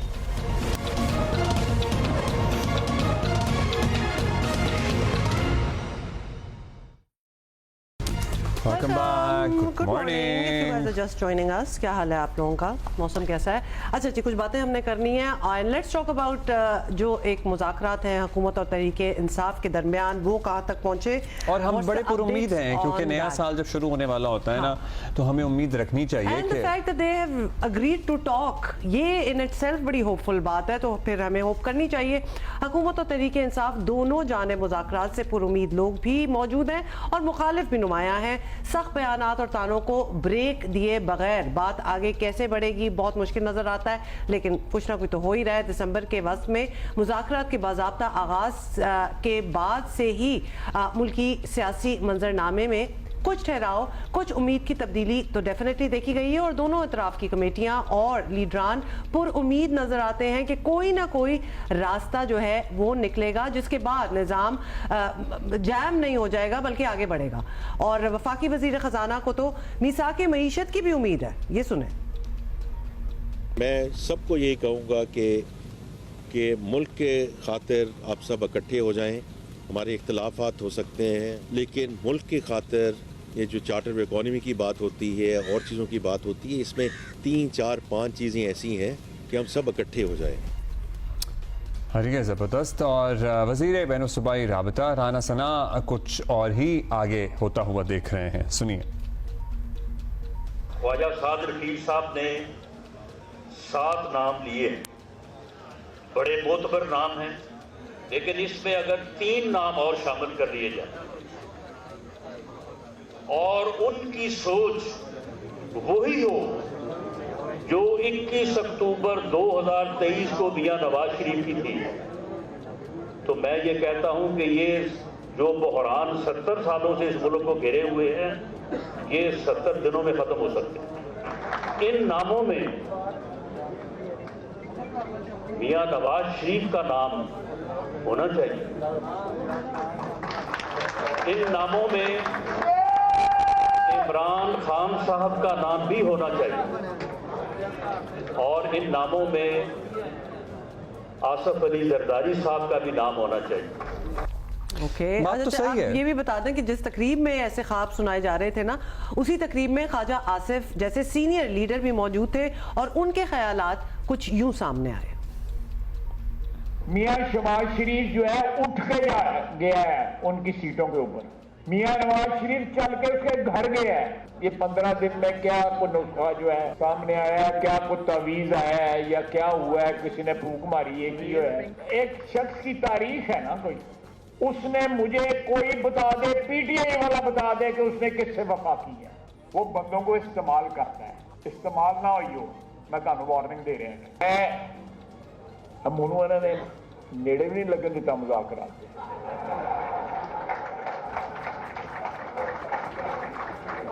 किसने मेरे को पूछा भी नहीं है कि तू ही यार साडा साथी है, दस करना चाहिए या नहीं करना चाहिए। मुनू ही पूछा किसे, लेकिन मुनू मैंने माइक दिता तो मैं गल्लां ते कर सकना है।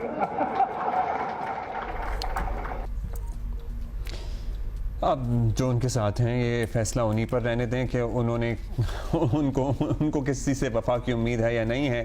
खैर, मुज़ाकरात से नाउम्मीद लोगों में ये अकेले नहीं हैं, दूसरी जानिब भी ऐसे लोग मौजूद हैं। तहरीक इंसाफ के उमर अयूब, शेख वक्कास अकरम और ख़ास तौर पर उनका मुतहर्रिक तरीन सोशल मीडिया इन मुज़ाकरात को अच्छी नज़र से नहीं देखता। और अब जबकि अगली बैठक बस 2 दिन दूर है, मतलब 2 कोनी है, दोनों जानिब से सीज़ फायर हो जाए तो शायद कौम को कोई अच्छी खबर मिल जाए। लेकिन हम अभी भी इसको डिस्कस भी करेंगे और इसके बारे में हौसला अफजा बात भी करेंगे, क्योंकि अगर मुज़ाकरात होंगे, चीज़ें सेटल होंगी तो मुल्क की बेहतरी है, कौम की बेहतरी है। रहनुमा तहरीक इंसाफ शौकत यूसुफज़ई हमारे साथ हैं और साथ ही हमें ज्वाइन किया है सेनेटर इरफान सिद्दीकी ने, रहनुमा मुस्लिम लीग नून। शौकत यूसुफज़ई साहब, आपसे बात करते हैं क्योंकि हम बड़ी बेसिक बात है, क्योंकि अभी बातचीत तो चल रही है, टॉक्स, और अभी सेकंड को दोबारा से ये जो राउंड है स्टार्ट होना है। पूरी उम्मीद है आपको ऐसे इंडिकेटर्स नजर आ रहे हैं कि ये बात जो है वो किसी पॉजिटिव नोट पे जा सकती है, and we are on our way. बिस्मिल्लाहिर्रहमानिर्रहीम, बहुत शुक्रिया और नया साल भी मुबारक हो। देखें, अच्छी उम्मीद होती है, नियत अच्छी हो तो सब कुछ हो सकता है। मेरे ख्याल से अभी इस तरह हालात नहीं है कि जी बिल्कुल आप बंद गली में आप खड़े हो जाएं और आप कहें कि जी बस आगे कुछ भी नहीं है। देखिए, सियासत के अंदर बड़े रास्ते होते हैं, सियासत के अंदर बड़े ऑप्शंस होते हैं, लेकिन अगर कोई सियासी बने और सियासी नज़र से सोचे तो बहुत सारे ऑप्शन निकल सकते हैं और उम्मीद भी की जा सकती है। लेकिन अगर देखें, बदकिस्मती है कि जिस दिन से मुज़ाकरात शुरू हुए तो कुछ वज़रा जो है वो नहीं चाहते कि मुज़ाकरात हो जाए। जैसे ख्वाजा साहब की आपने बात की, उनको यही डर है कि रेहाना डार कहीं असम्बली में ना आ जाए, क्योंकि जाहिर है जब मामला ठीक होंगे तो रेहाना डार असम्बली में आएगी। तो उनको अपनी फिक्र पड़ी है और उस एक हल्के की वजह से वो पूरे पाकिस्तान के लिए जो हमारे मुज़ाकरात है उसको सबूत करने की कोशिश करते हैं। हर जगह कहते हैं, ताने देते हैं, तंज करते हैं। अब जैसे वजीर खजाना की आपने बात की ना, उसको सेंसिटिविटी का पता है कि इस मुल्क के क्या हालात है इस वक्त, और ऐसे नहीं चल सकते जब तक हम मुत्तहिद नहीं होंगे, जब तक हम जो माशी मुश्किलात है इससे मुल्क नहीं निकलेगा। और वो कैसे निकलेगा? जब सियासी इस्तेकाम आएगा। तो सियासी इस्तेकाम तो तब आएगा जब पाकिस्तान की सबसे बड़ी पार्टी के साथ आप मुज़ाकरात करेंगे और सही सीधे दिल से करेंगे। तो देखें, बदकिस्मती है कि इस मुल्क के अंदर कभी भी आपको जो सियासी इस्तेकाम है ना वो नजर इसलिए नहीं आएगा कि एक दूसरे के साथ हम मुखलिस नहीं है। अभी पीपल्स पार्टी जो है वो अपना एक अलग रोना रो रही है। वो हालांकि वो हुकूमत के साथ है, ईवान सदर तक पहुंच चुकी है, लेकिन फिर भी कह रहे हैं कि जी हम हुकूमत में नहीं है। और शौकत साहब, इसमें अच्छी बात ये होगी कि इसमें सब अपना कसूर माने और अपनी कंट्रीब्यूशन जाने कि एक दूसरे के साथ कोई भी कभी भी मुखलिस नहीं रहा। जब आप बरसर इक़्तिदार थे, हर कोई किसी न किसी वक्त में किसी न किसी का आलाकार बना रहा, इंतकामी कार्रवाइयां चलती रही, अभी भी चल रही हैं, पहले भी चल रही थी। तो सेनेटर साहब, ये वो जो ट्रूथ एंड रिकंसिलिएशन की बात होती है ना, उसमें ट्रूथ भी बड़ा इंपॉर्टेंट होता है। और जब सदके दिल से अपनी गलतियों को तस्लीम करके आगे ना बढ़ा जाए तो फिर आगे बढ़ने को कोई फायदा नहीं होता। सेनेटर साहब, कोई चांस है फिर ट्रूथ एंड रिकंसिलिएशन का थ्रू दीज टॉक्स, लिटरली कि सारे अपनी गलतियां माने? कुछ ऐसा लग रहा है कि इस तरफ भी जा रहे हैं हम, या अगर उसमें पड़ेंगे तो कंफ्यूजन मामला रह जाएगा, बस आगे ही बढ़ जाए? बहुत शुक्रिया अब्दुल्ला और हुमा, और शौकत यूसुफ साहब को भी सलाम। मामला ये है कि जैसा आपने हुमाने गालबन कहा है कि दोनों फरीकैन का मुज़ाकरात पे आमादा हो जाना भी एक बहुत बड़ी कामयाबी है। और बड़े अच्छे मनाजिर होते हैं जब हम और वो मिलते हैं, एक दूसरे से गपशप करते हैं, आमने सामने बैठते हैं, चाय पीते हैं और उसके बाद संजीदा गुफ्तगू होती है। मैंने जो पहली मीटिंग में देखा है तो इसे बहुत ही अच्छी पेशरफ्त कहना चाहिए कि किसी तरफ से भी न माजी के हवाले आए हैं, न तलखियां आई हैं। हम भी अपना एक माजी रखते हैं जो कोई बहुत बेदाग किस्म का नहीं है, तंज़ो तशजीह भी करते रहे हैं, अब भी ये बातें होती हैं। उनकी तरफ से भी हमारे बारे में बहुत से अलकाबात और ऐसी चीजें आती रही हैं, खताबात, लेकिन हमने उन चीजों को पसे पुष्ट डाल दिया और उन्होंने भी डाल दिया है, कम से कम कमेटी की हद तक। तो मैं समझता हूं कि हम दोनों को माजी से कते नजर, नंबर एक। दूसरी चीज जो हमने तय की थी पहले इजलास के अंदर कि जी बाहर की दुनिया के अपने डायनेमिक्स हैं, वहां पे तकरीरें भी होंगी, जलसे भी होंगे, उन तकरीरों के अलावा जो तंज होंगे, मीडिया पे बातें आएंगी, जो मीडिया शोज हैं उनमें बातें होंगी। तो हमें उनसे, और फिर इसके साथ साथ मुकदमात होंगे, सजाएं होंगी।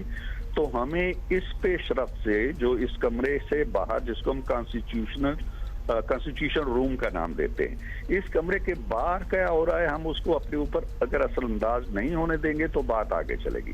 अगर किसी की तकरीर को पकड़ लेंगे या किसी और वाक़े को पकड़ लेंगे या किसी के रिमार्क्स को पकड़ लेंगे तो हम यरगमाल हो जाएंगे उस सोच के जो कि मुज़ाकरात को आगे नहीं लेके जाना चाहते। अच्छा इरफान सिद्दीकी साहब, एक पॉइंट आपसे जानना है कि एक तो चार्टर ऑफ डिमांड आएगा, जाहिर है पता भी है सबको क्या डिमांड्स हैं, लेकिन ऑब्वियसली एक बाज़ाब्ता आ जाएगा आपके पास दो को।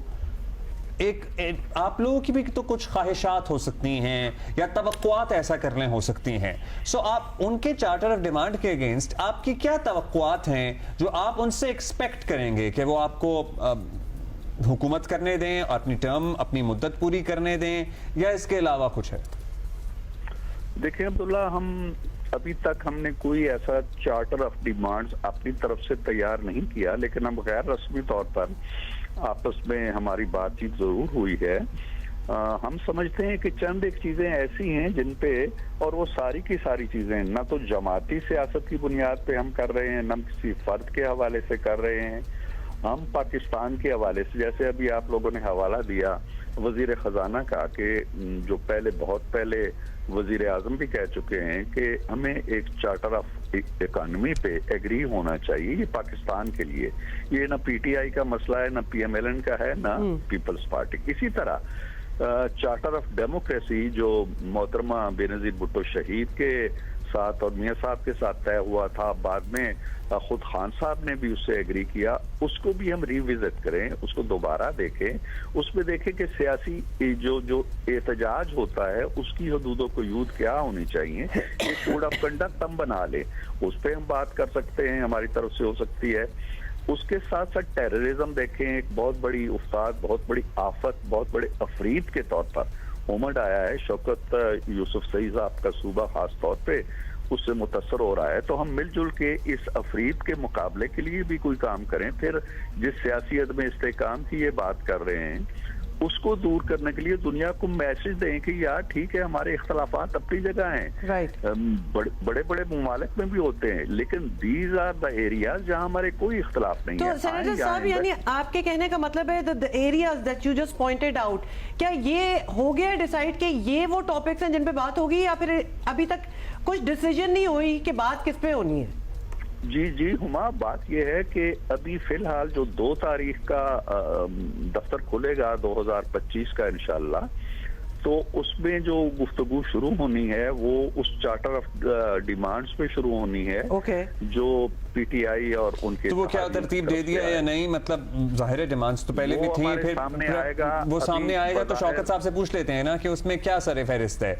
मतलब जी जरूर, जी शौकत साहब बताइएगा, बानी, पीटीआई और दीगर जो कैदी हैं उनकी रिहाई, लेकिन जाहिर है हुकूमत का मानना तो यह है और लॉजिक भी यही कहता है कि हुकूमत ने तो रिहा नहीं करना, हाँ कोई सहूलत जरूर मिल सकती है कि कहीं मुंतकिल किया जा सकता है, एटसेट्रा एटसेट्रा, लेकिन क्या है आपका चार्टर ऑफ डिमांड? अभी उस पे इत्तेफाक राय पैदा हो गया आपकी अपनी जमात में?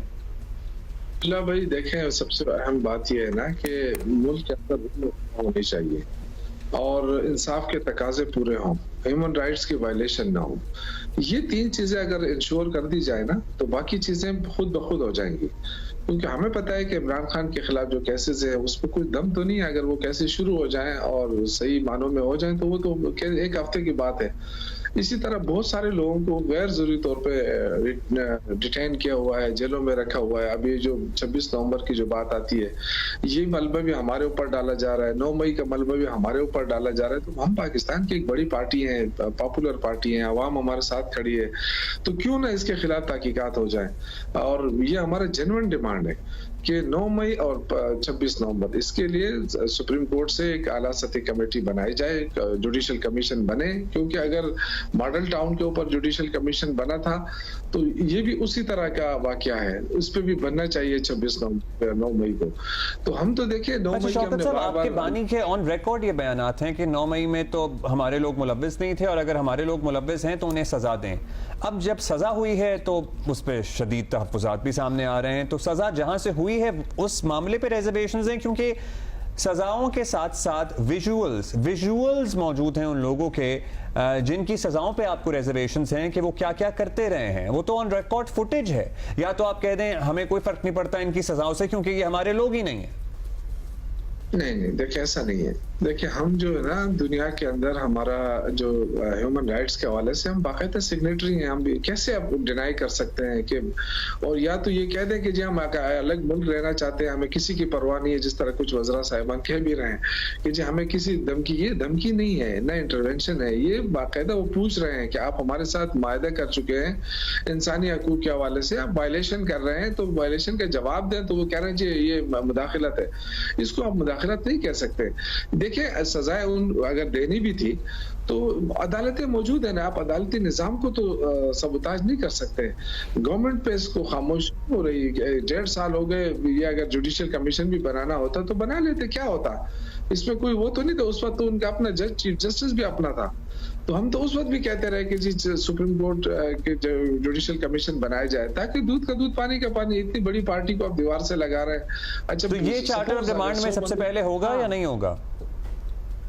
जी बिल्कुल होगा। देखिए चार्टर ऑफ डिमांड में हम यही डिमांड सबसे पहले कर रहे हैं कि जी जो कमीशन बनाया जाए और जो बेगुनाह लोग हैं उनको बाहर किया जाए। देखिए, एतमाद साजी की बात है, दोनों तरफ से एतमाद साजी नहीं है, ये बिल्कुल मैं आपको हकीकत बता रहा हूँ। मेरे बुजुर्ग बड़े भी हैं, इनको भी पता है। ठीक है, हम खुले दिल से मुज़ाकरात कर रहे हैं, लेकिन सबसे पहले जो है ना कॉन्फिडेंस डेवलप करना पड़ेगा। हुकूमत को चाहिए अपने वज़रा को भी समझाए कि जो रात दिन जो ताने दे रहे हैं कि ये इस तरह का, पहले अब वज़ीर दिफा ये कहे कि इनको किसी की तरफ से इशारा आया, तो भाई आप किस चीज के वज़ीर दिफा है? अगर आपको ये नहीं पता है बता देना, तो उनको बता दें किस तरफ से इशारा है। तो ये जो चीजें हैं ये बदएतमादी पैदा कर रहे हैं और ये वर्करों के अंदर भी एक रिजेंटमेंट आती है, फिर प्रेशर आता है। मगर ये बात तो आप लोगों ने तय की थी ना कि बाहर जो मर्जी होता रहे, जो कमेटी के अंदर लोग कमरे में मौजूद हैं उनको इन बयानात से, बातों से फर्क नहीं पड़ेगा। देखिए, अगर हम इन चीजों की तरफ संजीदगी के साथ चलेंगे तो ये बेहतर होगा। अगर ये गैर संजीदा हो जाएगा, अगर एक तरफ ताने दें, एक तरफ तनकीद हो, किसी हद तक ताने भी हर्ट करते हैं और खास तौर पे मतलब शौकत साहब, सॉरी टू से, लेकिन सोशल मीडिया जो आप लोगों की प्रेजेंस है उसमें तो nobody is in favour of these talks, तो वो कहीं ना कहीं इन्फ्लुएंस तो करता ही है। खैर हमेशा जी देखिए, सोशल मीडिया सारा हमारे कंट्रोल में नहीं है। कुछ सोशल मीडिया जो है वो इस तरह है जैसे किसी जमाने में PFUJ था, जो ज़ियाउल्लाह की तंजीम वो था ना, मार्शल लॉ था, तो उस वक्त वो जो PFUJ जो थी वो मार्शल लॉ के खिलाफ थी, तो लोग ये समझते थे कि ये पीपल्स पार्टी के साफी है। ऐसा नहीं होता है। देखिए, बहुत सारे लोग इस वक्त नाराज हैं, हुकूमत से नाराज हैं, उनके यहाँ महंगाई कम नहीं कर सके, यहाँ पे लोगों को रिलीफ नहीं मिल सका, बिजली गैस के बिल लोग अदा नहीं कर सके, तो वो अपना गुस्सा भी निकाल रहे हैं। तो ये एक अलग इशू है। लेकिन मैं ये कह रहा हूं कि आप लोगों को डिस्टेंस करना चाहिए उन लोगों से, क्योंकि वो बहुत देखिए, अब सिविल नाफरमानी के बयानात आएंगे तो वो भी तो माहौल को खराब करेंगे ना सर। नाफरमानी की देखिए, सिविल नाफरमानी की तारीख तो पहले अनाउंस हो चुकी थी ना, और वो खान साहब ने होल्ड की हुई है ना। वो तो देखिए, वो तो इस पे डिपेंड करता है कि अगर आप संजीदा हैं वाकई। वो खान साहब ने होल्ड की हुई है क्योंकि उनकी बहन का बयान है। मुझे एक तो ये सिविल नाफरमानी की तहरीक चल रही है नहीं चल रही है समझ नहीं आता, क्योंकि बाकी और तो कोई होल्ड नहीं करता, कुछ इसी किस्म की, लेकिन उनकी ये बाकायदा अनाउंसमेंट हुई है कि वो होल्ड हो जाए तहरीक, अब नहीं करे कोई सिविल नाफरमानी और रेमिटेंसेस आती रहे। नहीं, सिविल नाफरमानी की तहरीक जारी है। खान साहब ने कहा है कि मैं इसको वापस ले सकता हूँ। तो अब ये जो है ना, ये इन्होंने होल्ड तो नहीं की हुई ना फिर सर। नहीं, होल्ड मतलब ये कि जारी है। मेरा कहने का मकसद ये था कि वो जारी है। हाँ, ये जो दो के जो मुज़ाकरात हैं इस पे डिपेंड करता है, तो अच्छे से वो आ जाए, गेस्चर आ जाए गवर्नमेंट। ठीक है, सेनेटर साहब हमारे साथ हैं, हम जरा उनसे भी पूछ ही लेते हैं कि बड़ी चीजें इस वक्त मतलब कंट्रोल्ड फेज में है, जैसे कि सिविल डिसोबीडियंस। सेनेटर साहब अगर देख लें, और मुज़ाकरात पे बहुत कुछ डिपेंडेंट है अब, क्योंकि if they don't work out, if they fail, तो फिर जो सारी चीजें फुल ऑन होना स्टार्ट हो जाएंगी। और कुछ पॉइंट्स तो शौकत साहब ने अभी बता दिए हैं मुज़ाकरात के, खासतौर पर PTI के जो वर्कर्स हैं जो इनकार्सरेटेड हैं, अब तो इनको सजाएं भी हुई हैं, फिर खान साहब की खुद रिलीज, इन सारी चीजों से ये कॉन्वर्सेशन जो है टॉक स्टार्ट होनी है। आप लोग तैयार हैं कि इन्हीं पे नेगोशिएशन होनी है इनिशियली? जी हुमा, इन्हीं पे होनी है जो निकात के लेके आएंगे, अपने मुतालबात लेके आएंगे। हमने कोई कदगन नहीं लगाई इन पे। ये जो भी चाहते हैं हुकूमत से, और मैंने कम से कम ये पहली मीटिंग में ये बात कही थी कि अच्छी बात है कि आप लोग 3.25 साल हुक्मरान रहे हैं, और आप जो हमसे मुतालबा करें, चाहे वो कैदियों के हवाले से हो, चाहे किसी की रिहाई के हवाले से हो, चाहे जो बुनियादी हुकूक की बात आप कर रहे हैं उस हवाले से हो, आप थोड़ी देर के लिए अपने आप को हमें उसी मोड में ले जाएं जिसमें आप लोग थे कि आपने इन हवालों से किस किस को कितनी रियायत दी थी, किस कैदी को आपने एग्जीक्यूटिव ऑर्डर से रिहा किया था, या बुनियादी हुकूक के हवाले से आपका अपना जो तर्ज अमल था वो क्या था, और अब हम क्या, आप हमसे क्या तवक्को रखते हैं? इरफान साहब, उनसे तो क्या तवक्को करनी थी, क्योंकि वो तो जिस तरह से उस वक्त परवाज कर रहे थे, महवे परवाज थे, उन्होंने ये मजा चखा नहीं था और ये सबक सीखा नहीं था जो अब सीख लिया है। लेकिन आप लोग तो इस सुराख से डसे हुए थे पहले भी। जी अब्दुल्ला, मैं ये कह रहा हूँ कि हमें जो मुतालबात हों उनमें ये जरूर, मेरे कहने का मतलब ये था कि वो जरूर देख लें कि अगर हमारी हुकूमत होती और ये तो क्या करते। अच्छा, एक बात जरूर आपसे जाननी है कि जहां ख्वाजा आसिफ ये कह रहे हैं कि क्या रुका आया और किस वजह से पीटीआई रजामंद हुई है, वहां एक सवाल ये भी है कि हुकूमत क्यों रजामंद हुई है। एक तो ये कि स्टेबिलिटी चाहिए होती है किसी भी हुकूमत को, ज़ाहिर हुकूमत करने के लिए, लेकिन क्या अमेरिका का भी दबाव है जो आने वाले दिनों में बढ़ता हुआ नजर आ रहा है, इसलिए हुकूमत ने भी सोचा कि चलिए अब इंगेज करते हैं, मामलात को सेटल करते हैं, अदरवाइज उस तरफ से और प्रेशर आएगा। अब्दुल्ला, कोई लम्हा ऐसा नहीं था, मुझे नहीं याद आता है कि हमने मुज़ाकरात के लिए आमादगी जाहिर ना की हो। जो 23 अक्टूबर को मियां साहब तशरीफ लाए, उन्होंने पहले तकरीर में ये बात कही, वजीर आजम ने हल्फ उठाया, पहली तकरीर में ये बात कही, फिर मुझे लीडरशिप ने कहा जी कि आप चूंकि पार्लिमानी पार्टी लीडर हैं सेनेट के अंदर, तो आप सेनेट में ये पेशकश करें पीटीआई को कि वो मुज़ाकरात करे, टेबल पे आए, बातचीत करें, सियासी माहौल पैदा हो, जमहूरी रवैये जन्म।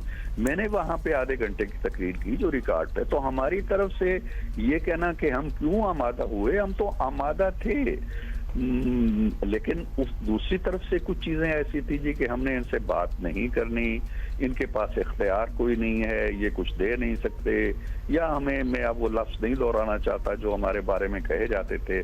तो जो अगर रिलेक्टेंस थी या एक पॉलिसी के तौर पे हमसे मुज़ाकरात न करने का फैसला था, वो दूसरी तरफ से था। हमारी तरफ से हमने कब कहा है जी कि हम बातचीत नहीं करेंगे, हम तो दरवाजे खोल के, खिड़कियां खोल के, रोशनदान खोल के बैठे हुए थे कि यार कुछ संजीदगी से बातचीत शुरू हो। अच्छा जी, अब तो चले वो बात भी होगी और संजीदगी से ही इंशाल्लाह ये बातचीत जो है ये आगे चलेगी। हम अमेरिकन इन्फ्लुएंस की अगर बात कर रहे हैं शौकत साहब, तो ये बता दें कि हाउ डज इट फील कि सडनली, जिसका एक कहा भी जा रहा था और शायद दूसरी पार्टियों को डर भी हो इस चीज का, कि अमेरिका से एटलीस्ट थ्रू स्टेटमेंट्स थोड़ा सा एक प्रेशर या इंटरेस्ट आप कह दें वो आना शुरू हो गया है ट्रंप के एड जो हैं रिचर्ड ग्रेनेल जी, उनकी तरफ से। हाउ डज दैट फील, और वो लॉबिंग किस तरह हुई कि वो अपनी तरफ से ही कहना स्टार्ट हो गए हैं, हैशटैग्स डाल रहे हैं रिलीज इमरान खान के? देखिए, जहां तक असास की बात है पाकिस्तान की एटमी, पाकिस्तान के कश्मीर का फलस्तीन या इस तरह के इश्यूज हो या इस्लामी हवाले से, तो इमरान खान कभी भी अपने मौक़िफ़ से पीछे नहीं हटेगा अल्हम्दुलिल्लाह।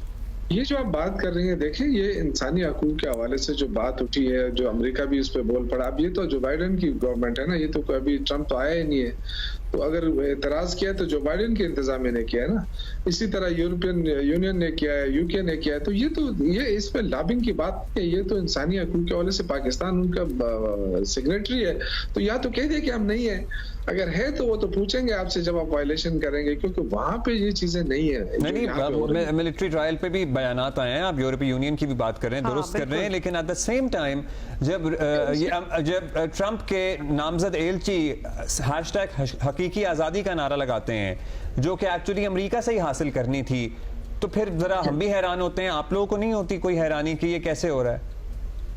नहीं, देखें, वो ट्रंप भी तो उसी मरहले से गुजरा है ना, वहां पे जो कुछ हुआ है सियासी तौर पे वो सब जानते हैं। आजकल दुनिया में क्या चीज छुपी है, सारा दिन तो सोशल मीडिया चलता रहता है, सबको पता है कि किस तरह इमरान खान को घेरा गया है। ये जो अभी 80 बंदे जो रिहा किए थे इंसदाद दहशतगर्दी अदालत ने यहाँ डी चौक वाले, तो जब वो जज ने कह भी दिया कि इनको रिहा कर, तो क्या हुआ, बाहर जाके पुलिस ने दोबारा गिरफ्तार कर लिया, फिर बेचारे उनके वालिदैन। ये सवालात हैं सर, ये जेन्युइन सवालात हैं। अच्छा, हम पारा चनार पे इससे तफसील से इससे पहले बात कर रहे थे, आप लोग जब नहीं थे हमारे साथ, लेकिन आप हैं अब, तो हम जरूर जानना चाहेंगे, क्योंकि कराची में 13 मकामात पे इस वक्त भी धरना जारी है MWM का, और सर्टनली पारा चनार में जो सूरत हाल है, हर पाकिस्तानी इस पर फिक्रमंद है। कहाँ तक पहुंची ये बात, वो जिरगा और डेवलपमेंट, मतलब नॉर्मलाइज होती हुई सिचुएशन आपको नजर आ रही है नए साल में शौकत साहब? बिल्कुल, अल्हम्दुलिल्लाह। देखें, सीज फायर हो चुकी है अल्हम्दुलिल्लाह। जो 2 फरीकैन थे उसमें एक ने दस्तखत भी कर दिए हैं मायदे के ऊपर, दूसरे ने 2 दिन का टाइम मांगा था, मंगल को उनका टाइम पूरा हो जाएगा। और पूरी हम कोशिश कर रहे हैं कि कोई जबरदस्ती ना हो, बल्कि जो वहाँ की सबसे बड़ी जरगा है, उन जरगे के जरिए जो है ना मामलात को हमने ठीक करने की कोशिश की। उसमें अली अमीन गंडापुर साहब खुद भी गए हैं और अपना हेलीकॉप्टर उस दिन से लेके आज तक इसी के लिए वक़फ़ किया। रोजाना मेडिसिन खेप जाती है, खुराक जा रही है, और रास्ते जो है ना अभी इंशाअल्लाह ताला खोलने की भी कोशिश हो रही है कि जो उसके लिए जो कानवाई है उसकी हिफाजत के लिए एक अलग फोर्स बनाने का फैसला हुआ है, पुलिस फोर्स, ताकि वो एक रेगुलर सिस्टम बने।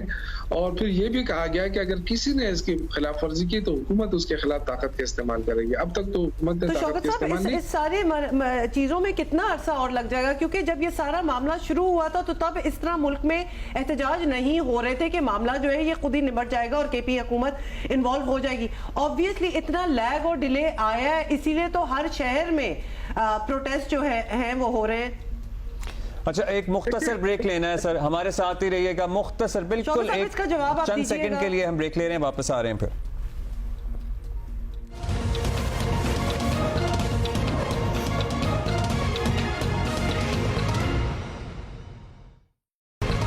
शौकत यूसुफजई और सेनेटर इरफान सिद्दीकी साहब दोनों हमारे साथ मौजूद हैं। और शौकत साहब, आप जवाब दे सकते हैं, टाइमलाइन बताइए पारा चनार वाले उसमें कि कब जो है नॉर्मलसी वापस आएगी? ऑब्वियसली इतना अरसा गुजर गया, इसलिए तो पूरे मुल्क में प्रोटेस्ट हो रहे हैं।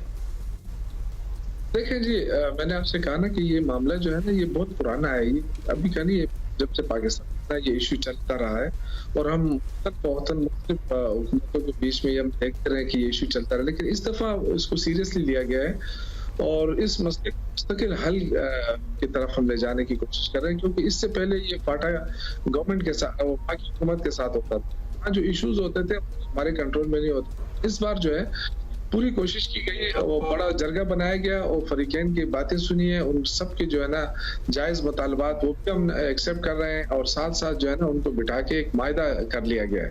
सिर्फ जो है ना एक फरीक ने कहा है कि हमें 2-3 दिन चाहिए, वो मंगल को मैंने आपसे कहा कि उसका जो है ना टाइम खत्म हो जाएगा, वो अपना मशावरा। सेनेटर इरफान साहब, जाहिर है सिर्फ पख्तूनख्वा का मसला तो नहीं है, मतलब पूरे पाकिस्तान का मसला है। जो शहीद हो रहे हैं लोग या हुए हैं इससे पहले सब पाकिस्तानी हैं, पूरा हर पाकिस्तानी जो सब देख रहा है सुन रहा है। इससे पहले जो वाक़यात हुए थे 25-24 नवंबर से पहले, अभी 2-3 दिन पहले ही उस एहतजाज से, उस पर पूरा पाकिस्तान गमज़दा था।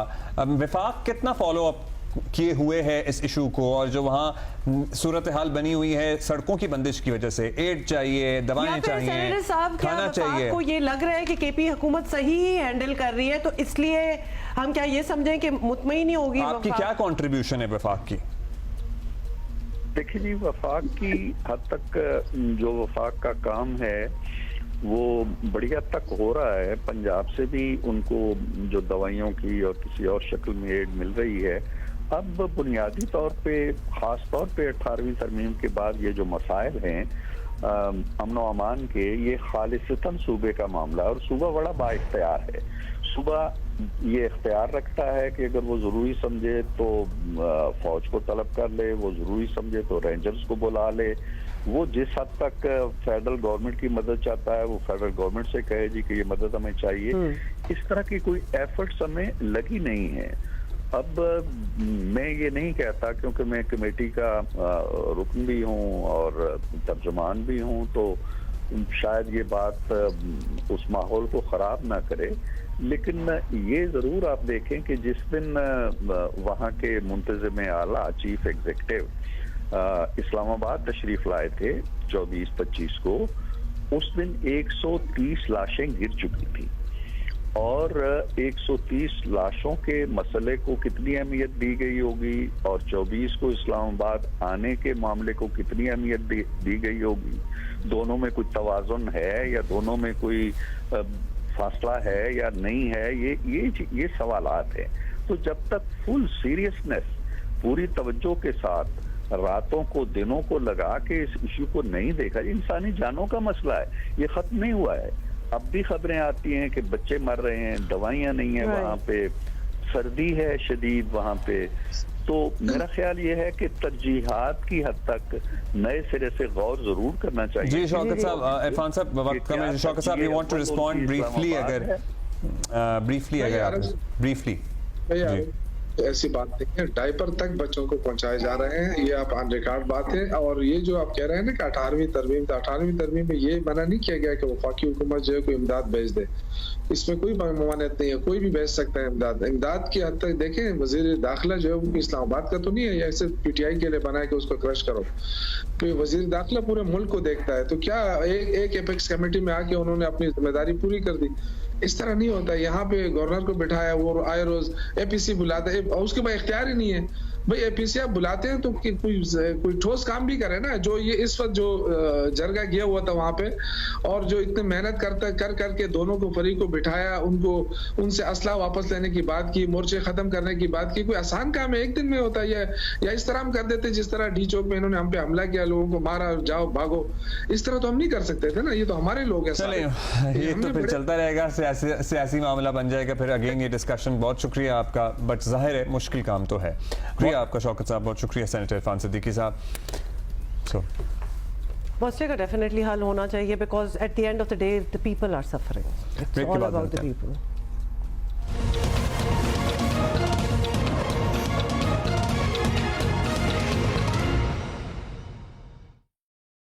अच्छा जी, ज़रा मौसम की बात करते हैं, क्योंकि हमारा बड़ा ज़बरदस्त मौसम चल रहा है। अच्छा जी, मुल्क के कई हिस्सों में फॉग है, तो कहीं में फ़ज़ाई आलूदगी वाली स्मॉग है, और इन दिनों आपको बता दें एहतियात बहुत ज़रूरी हो चुका है, because you never know what you are going to get outside. और साल 9 पर आतिशबाजी वगैरह भी होगी ना, दरखास्त है हर बंदा ना करे, बस डेजिग्नेटेड जो पब्लिक एरियाज है ना उन्हीं तक महदूद रहने दें। और मुल्क के बालाई इलाकों की अगर बात की जाए तो गिलगित बल्तिस्तान, कश्मीर और गलियात में वक्फे से बर्फबारी हो रही है। Do we have any beautiful visuals to show? Please दिखाएं। पंजाब और केपी की भी बात कर लें आप। क्या हो रहा है? मैदानी इलाकों में धुंध का राज है भाई। कल शाम से ही मुल्क के तमाम मोटरवेज बंद कर दिए गए थे जी। और कराची में यूं तो ना बारिश है ना धुंध है, लेकिन एयर क्वालिटी इंडेक्स बता रही है कि फ़ज़ाई आलूदगी बला की चल रही है। गुज़श्ता हफ्ते इंडेक्स 150 से ऊपर ही रहा, जो तकनीकी तौर पर मुज़र सेहती है, और ज़रूरत है कि लोग गैर मोहतात रवैया ना अपनाएं। मास्क जरूर पहने। अच्छा, आपको खुद नहीं महसूस, अब मुझे अपने आप को महसूस होना शुरू हो जाता है कि यहाँ मुझे मास्क पहनना चाहिए। मुझे खुद इतनी अब आदत हो चुकी है कि मुझे वो सांस मेरा बता देता है कि ये वो सांस बता देता है कि बोझ ना डालो, वो सांस बता देता है कि अब आपको यहाँ मास्क पहन लेना चाहिए। और बस यही हम कह सकते हैं आपको। इसी पे हम बात करेंगे।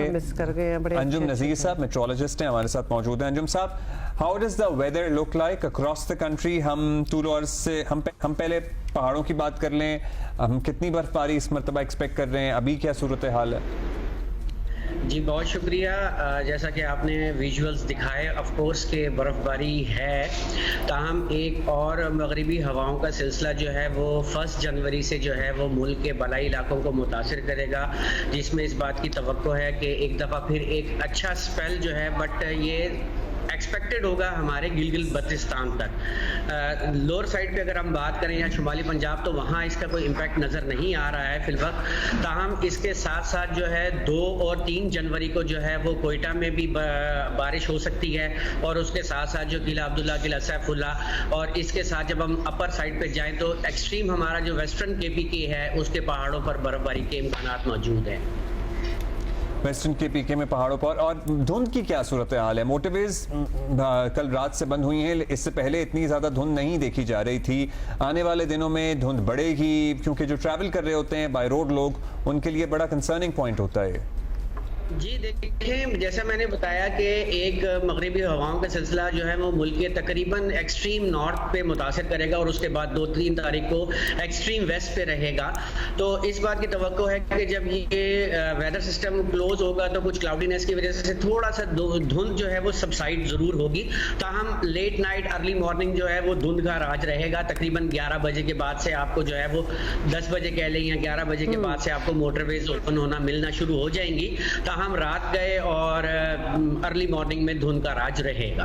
तो यानी बेसिकली तो ये धुंध है, लाइक स्मॉग नहीं है, ये फॉग है।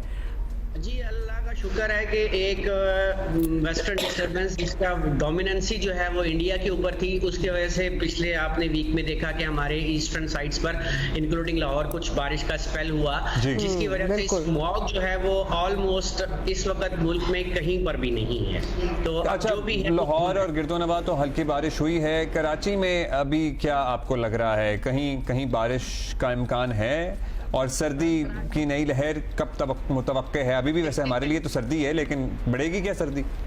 देखें, कराची में तो फिल वक्त बारिश का कोई इम्कान नज़र नहीं आ रहा। ताहम जैसे मैंने आपको बताया वेस्टर्न डिस्टर्बेंस आ रही है, तो उसकी वजह से 2 तारीख से लेकर 4 तारीख तक या यकम से लेकर 4 तारीख तक आप कह लें, टेम्परेचर नाइट टेम्परेचर जो है वो थोड़े से राइज होंगे, तकरीबन 14 तक टेम्परेचर आ जाएगा। ताहम 5 और 6 तारीख से दोबारा वही कोल्ड वेव होगी, टेम्परेचर फिर सिंगल डिजिट्स में आ जाएंगे और फिर एक्सपेक्टेड ये है कि इस कोल्ड वेव में या इसके नेक्स्ट स्पेल में may be Karachi see something like 6-7। अच्छा, ये तो बड़ा इंटरेस्टिंग स्लैश अलार्मिंग लग रहा है, क्योंकि हम तो तैयार ही नहीं होते 6-7 टाइप टेम्परेचर के लिए। जरा एयर क्वालिटी इंडेक्स के हवाले से बताइए कि are we Karachi number 1 at this time. अच्छा, कराची नंबर 1, लेकिन फिगर्स अगर देखे जाए तो हम जरा we are faring better than before.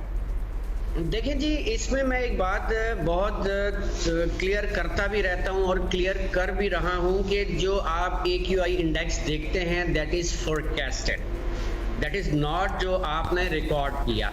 Forecasted वो ऐसे है कि वो जैसे आपकी ग्लोबल एटमॉस्फेयर में मूवमेंट होती है उस लिहाज से जो AQI इंडेक्स है उसको कैलकुलेट करके फोरकास्ट किया जाता है। रियलिटी ग्राउंड क्या है, जब तक हमारे पास इंस्ट्रूमेंट ग्राउंड पे नहीं होंगे प्रॉपरली, हम नहीं कह सकते कि कराची का AQI इंडेक्स क्या है। जो भी हम देखते हैं या वेबसाइट पर आता है या कहीं है वो फोरकास्टेड टर्म है। बहुत शुक्रिया आपका अंजुम नज़ीर साहब, थैंक यू। अच्छा, क्या मौसम है? क्योंकि मरीद तो आपको पता है हमारे सयाहों की फेवरेट डेस्टिनेशन होती है, बर्फबारी जब हो जाए। ट्रेजेडी हो गई थी ना, याद है, तो अब हमें बड़ा डर लगता है, इसलिए we always want to know कि what's going on over there. Jawad Abbasi हैं हमारे साथ। मलका कौसार मरी में यख बस्ता ठंडी हवाओं का राज है। इस कदर खून जमा देने वाली सर्दी है कि यहाँ पे हर बंदा जो है वो सर्दी से ठिठुर रहा है।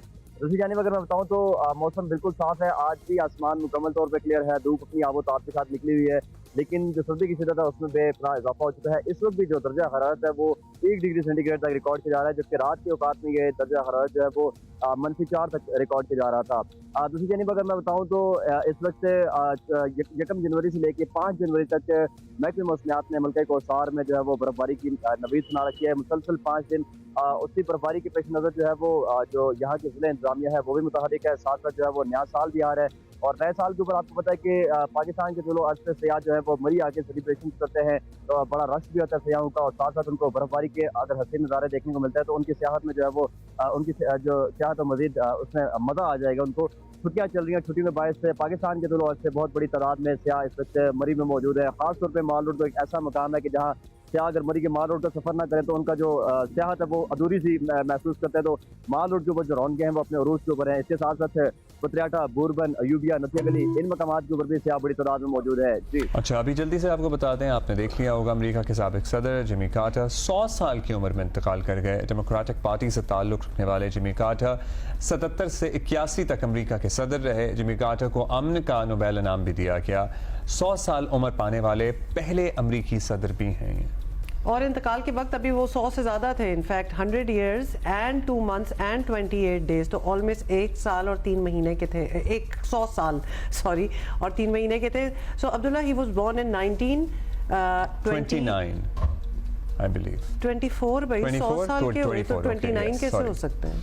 सो 9 साल पहले इन्हें एक ब्रेन ट्यूमर था जिसे इन्होंने शिकस्त दी थी और 22 माह से हॉस्पिस में थे, बहुत अलील थे। सो या बस अच्छा जी, so that's it for today. बहुत सी बातें होंगी। एक चीज़ जो हमने आपको बतानी थी ना, जब मैराथन रनर्स आए थे तो आपने अपने आप को रजिस्टर कराना है, वो कराची marathon.org पे आप करवा सकते हैं। That is where you can register yourself and do, क्योंकि हम लोग तो वहाँ होंगे और हमें कंपनी चाहिए, सारे मिलके भागे। See you tomorrow. Bye.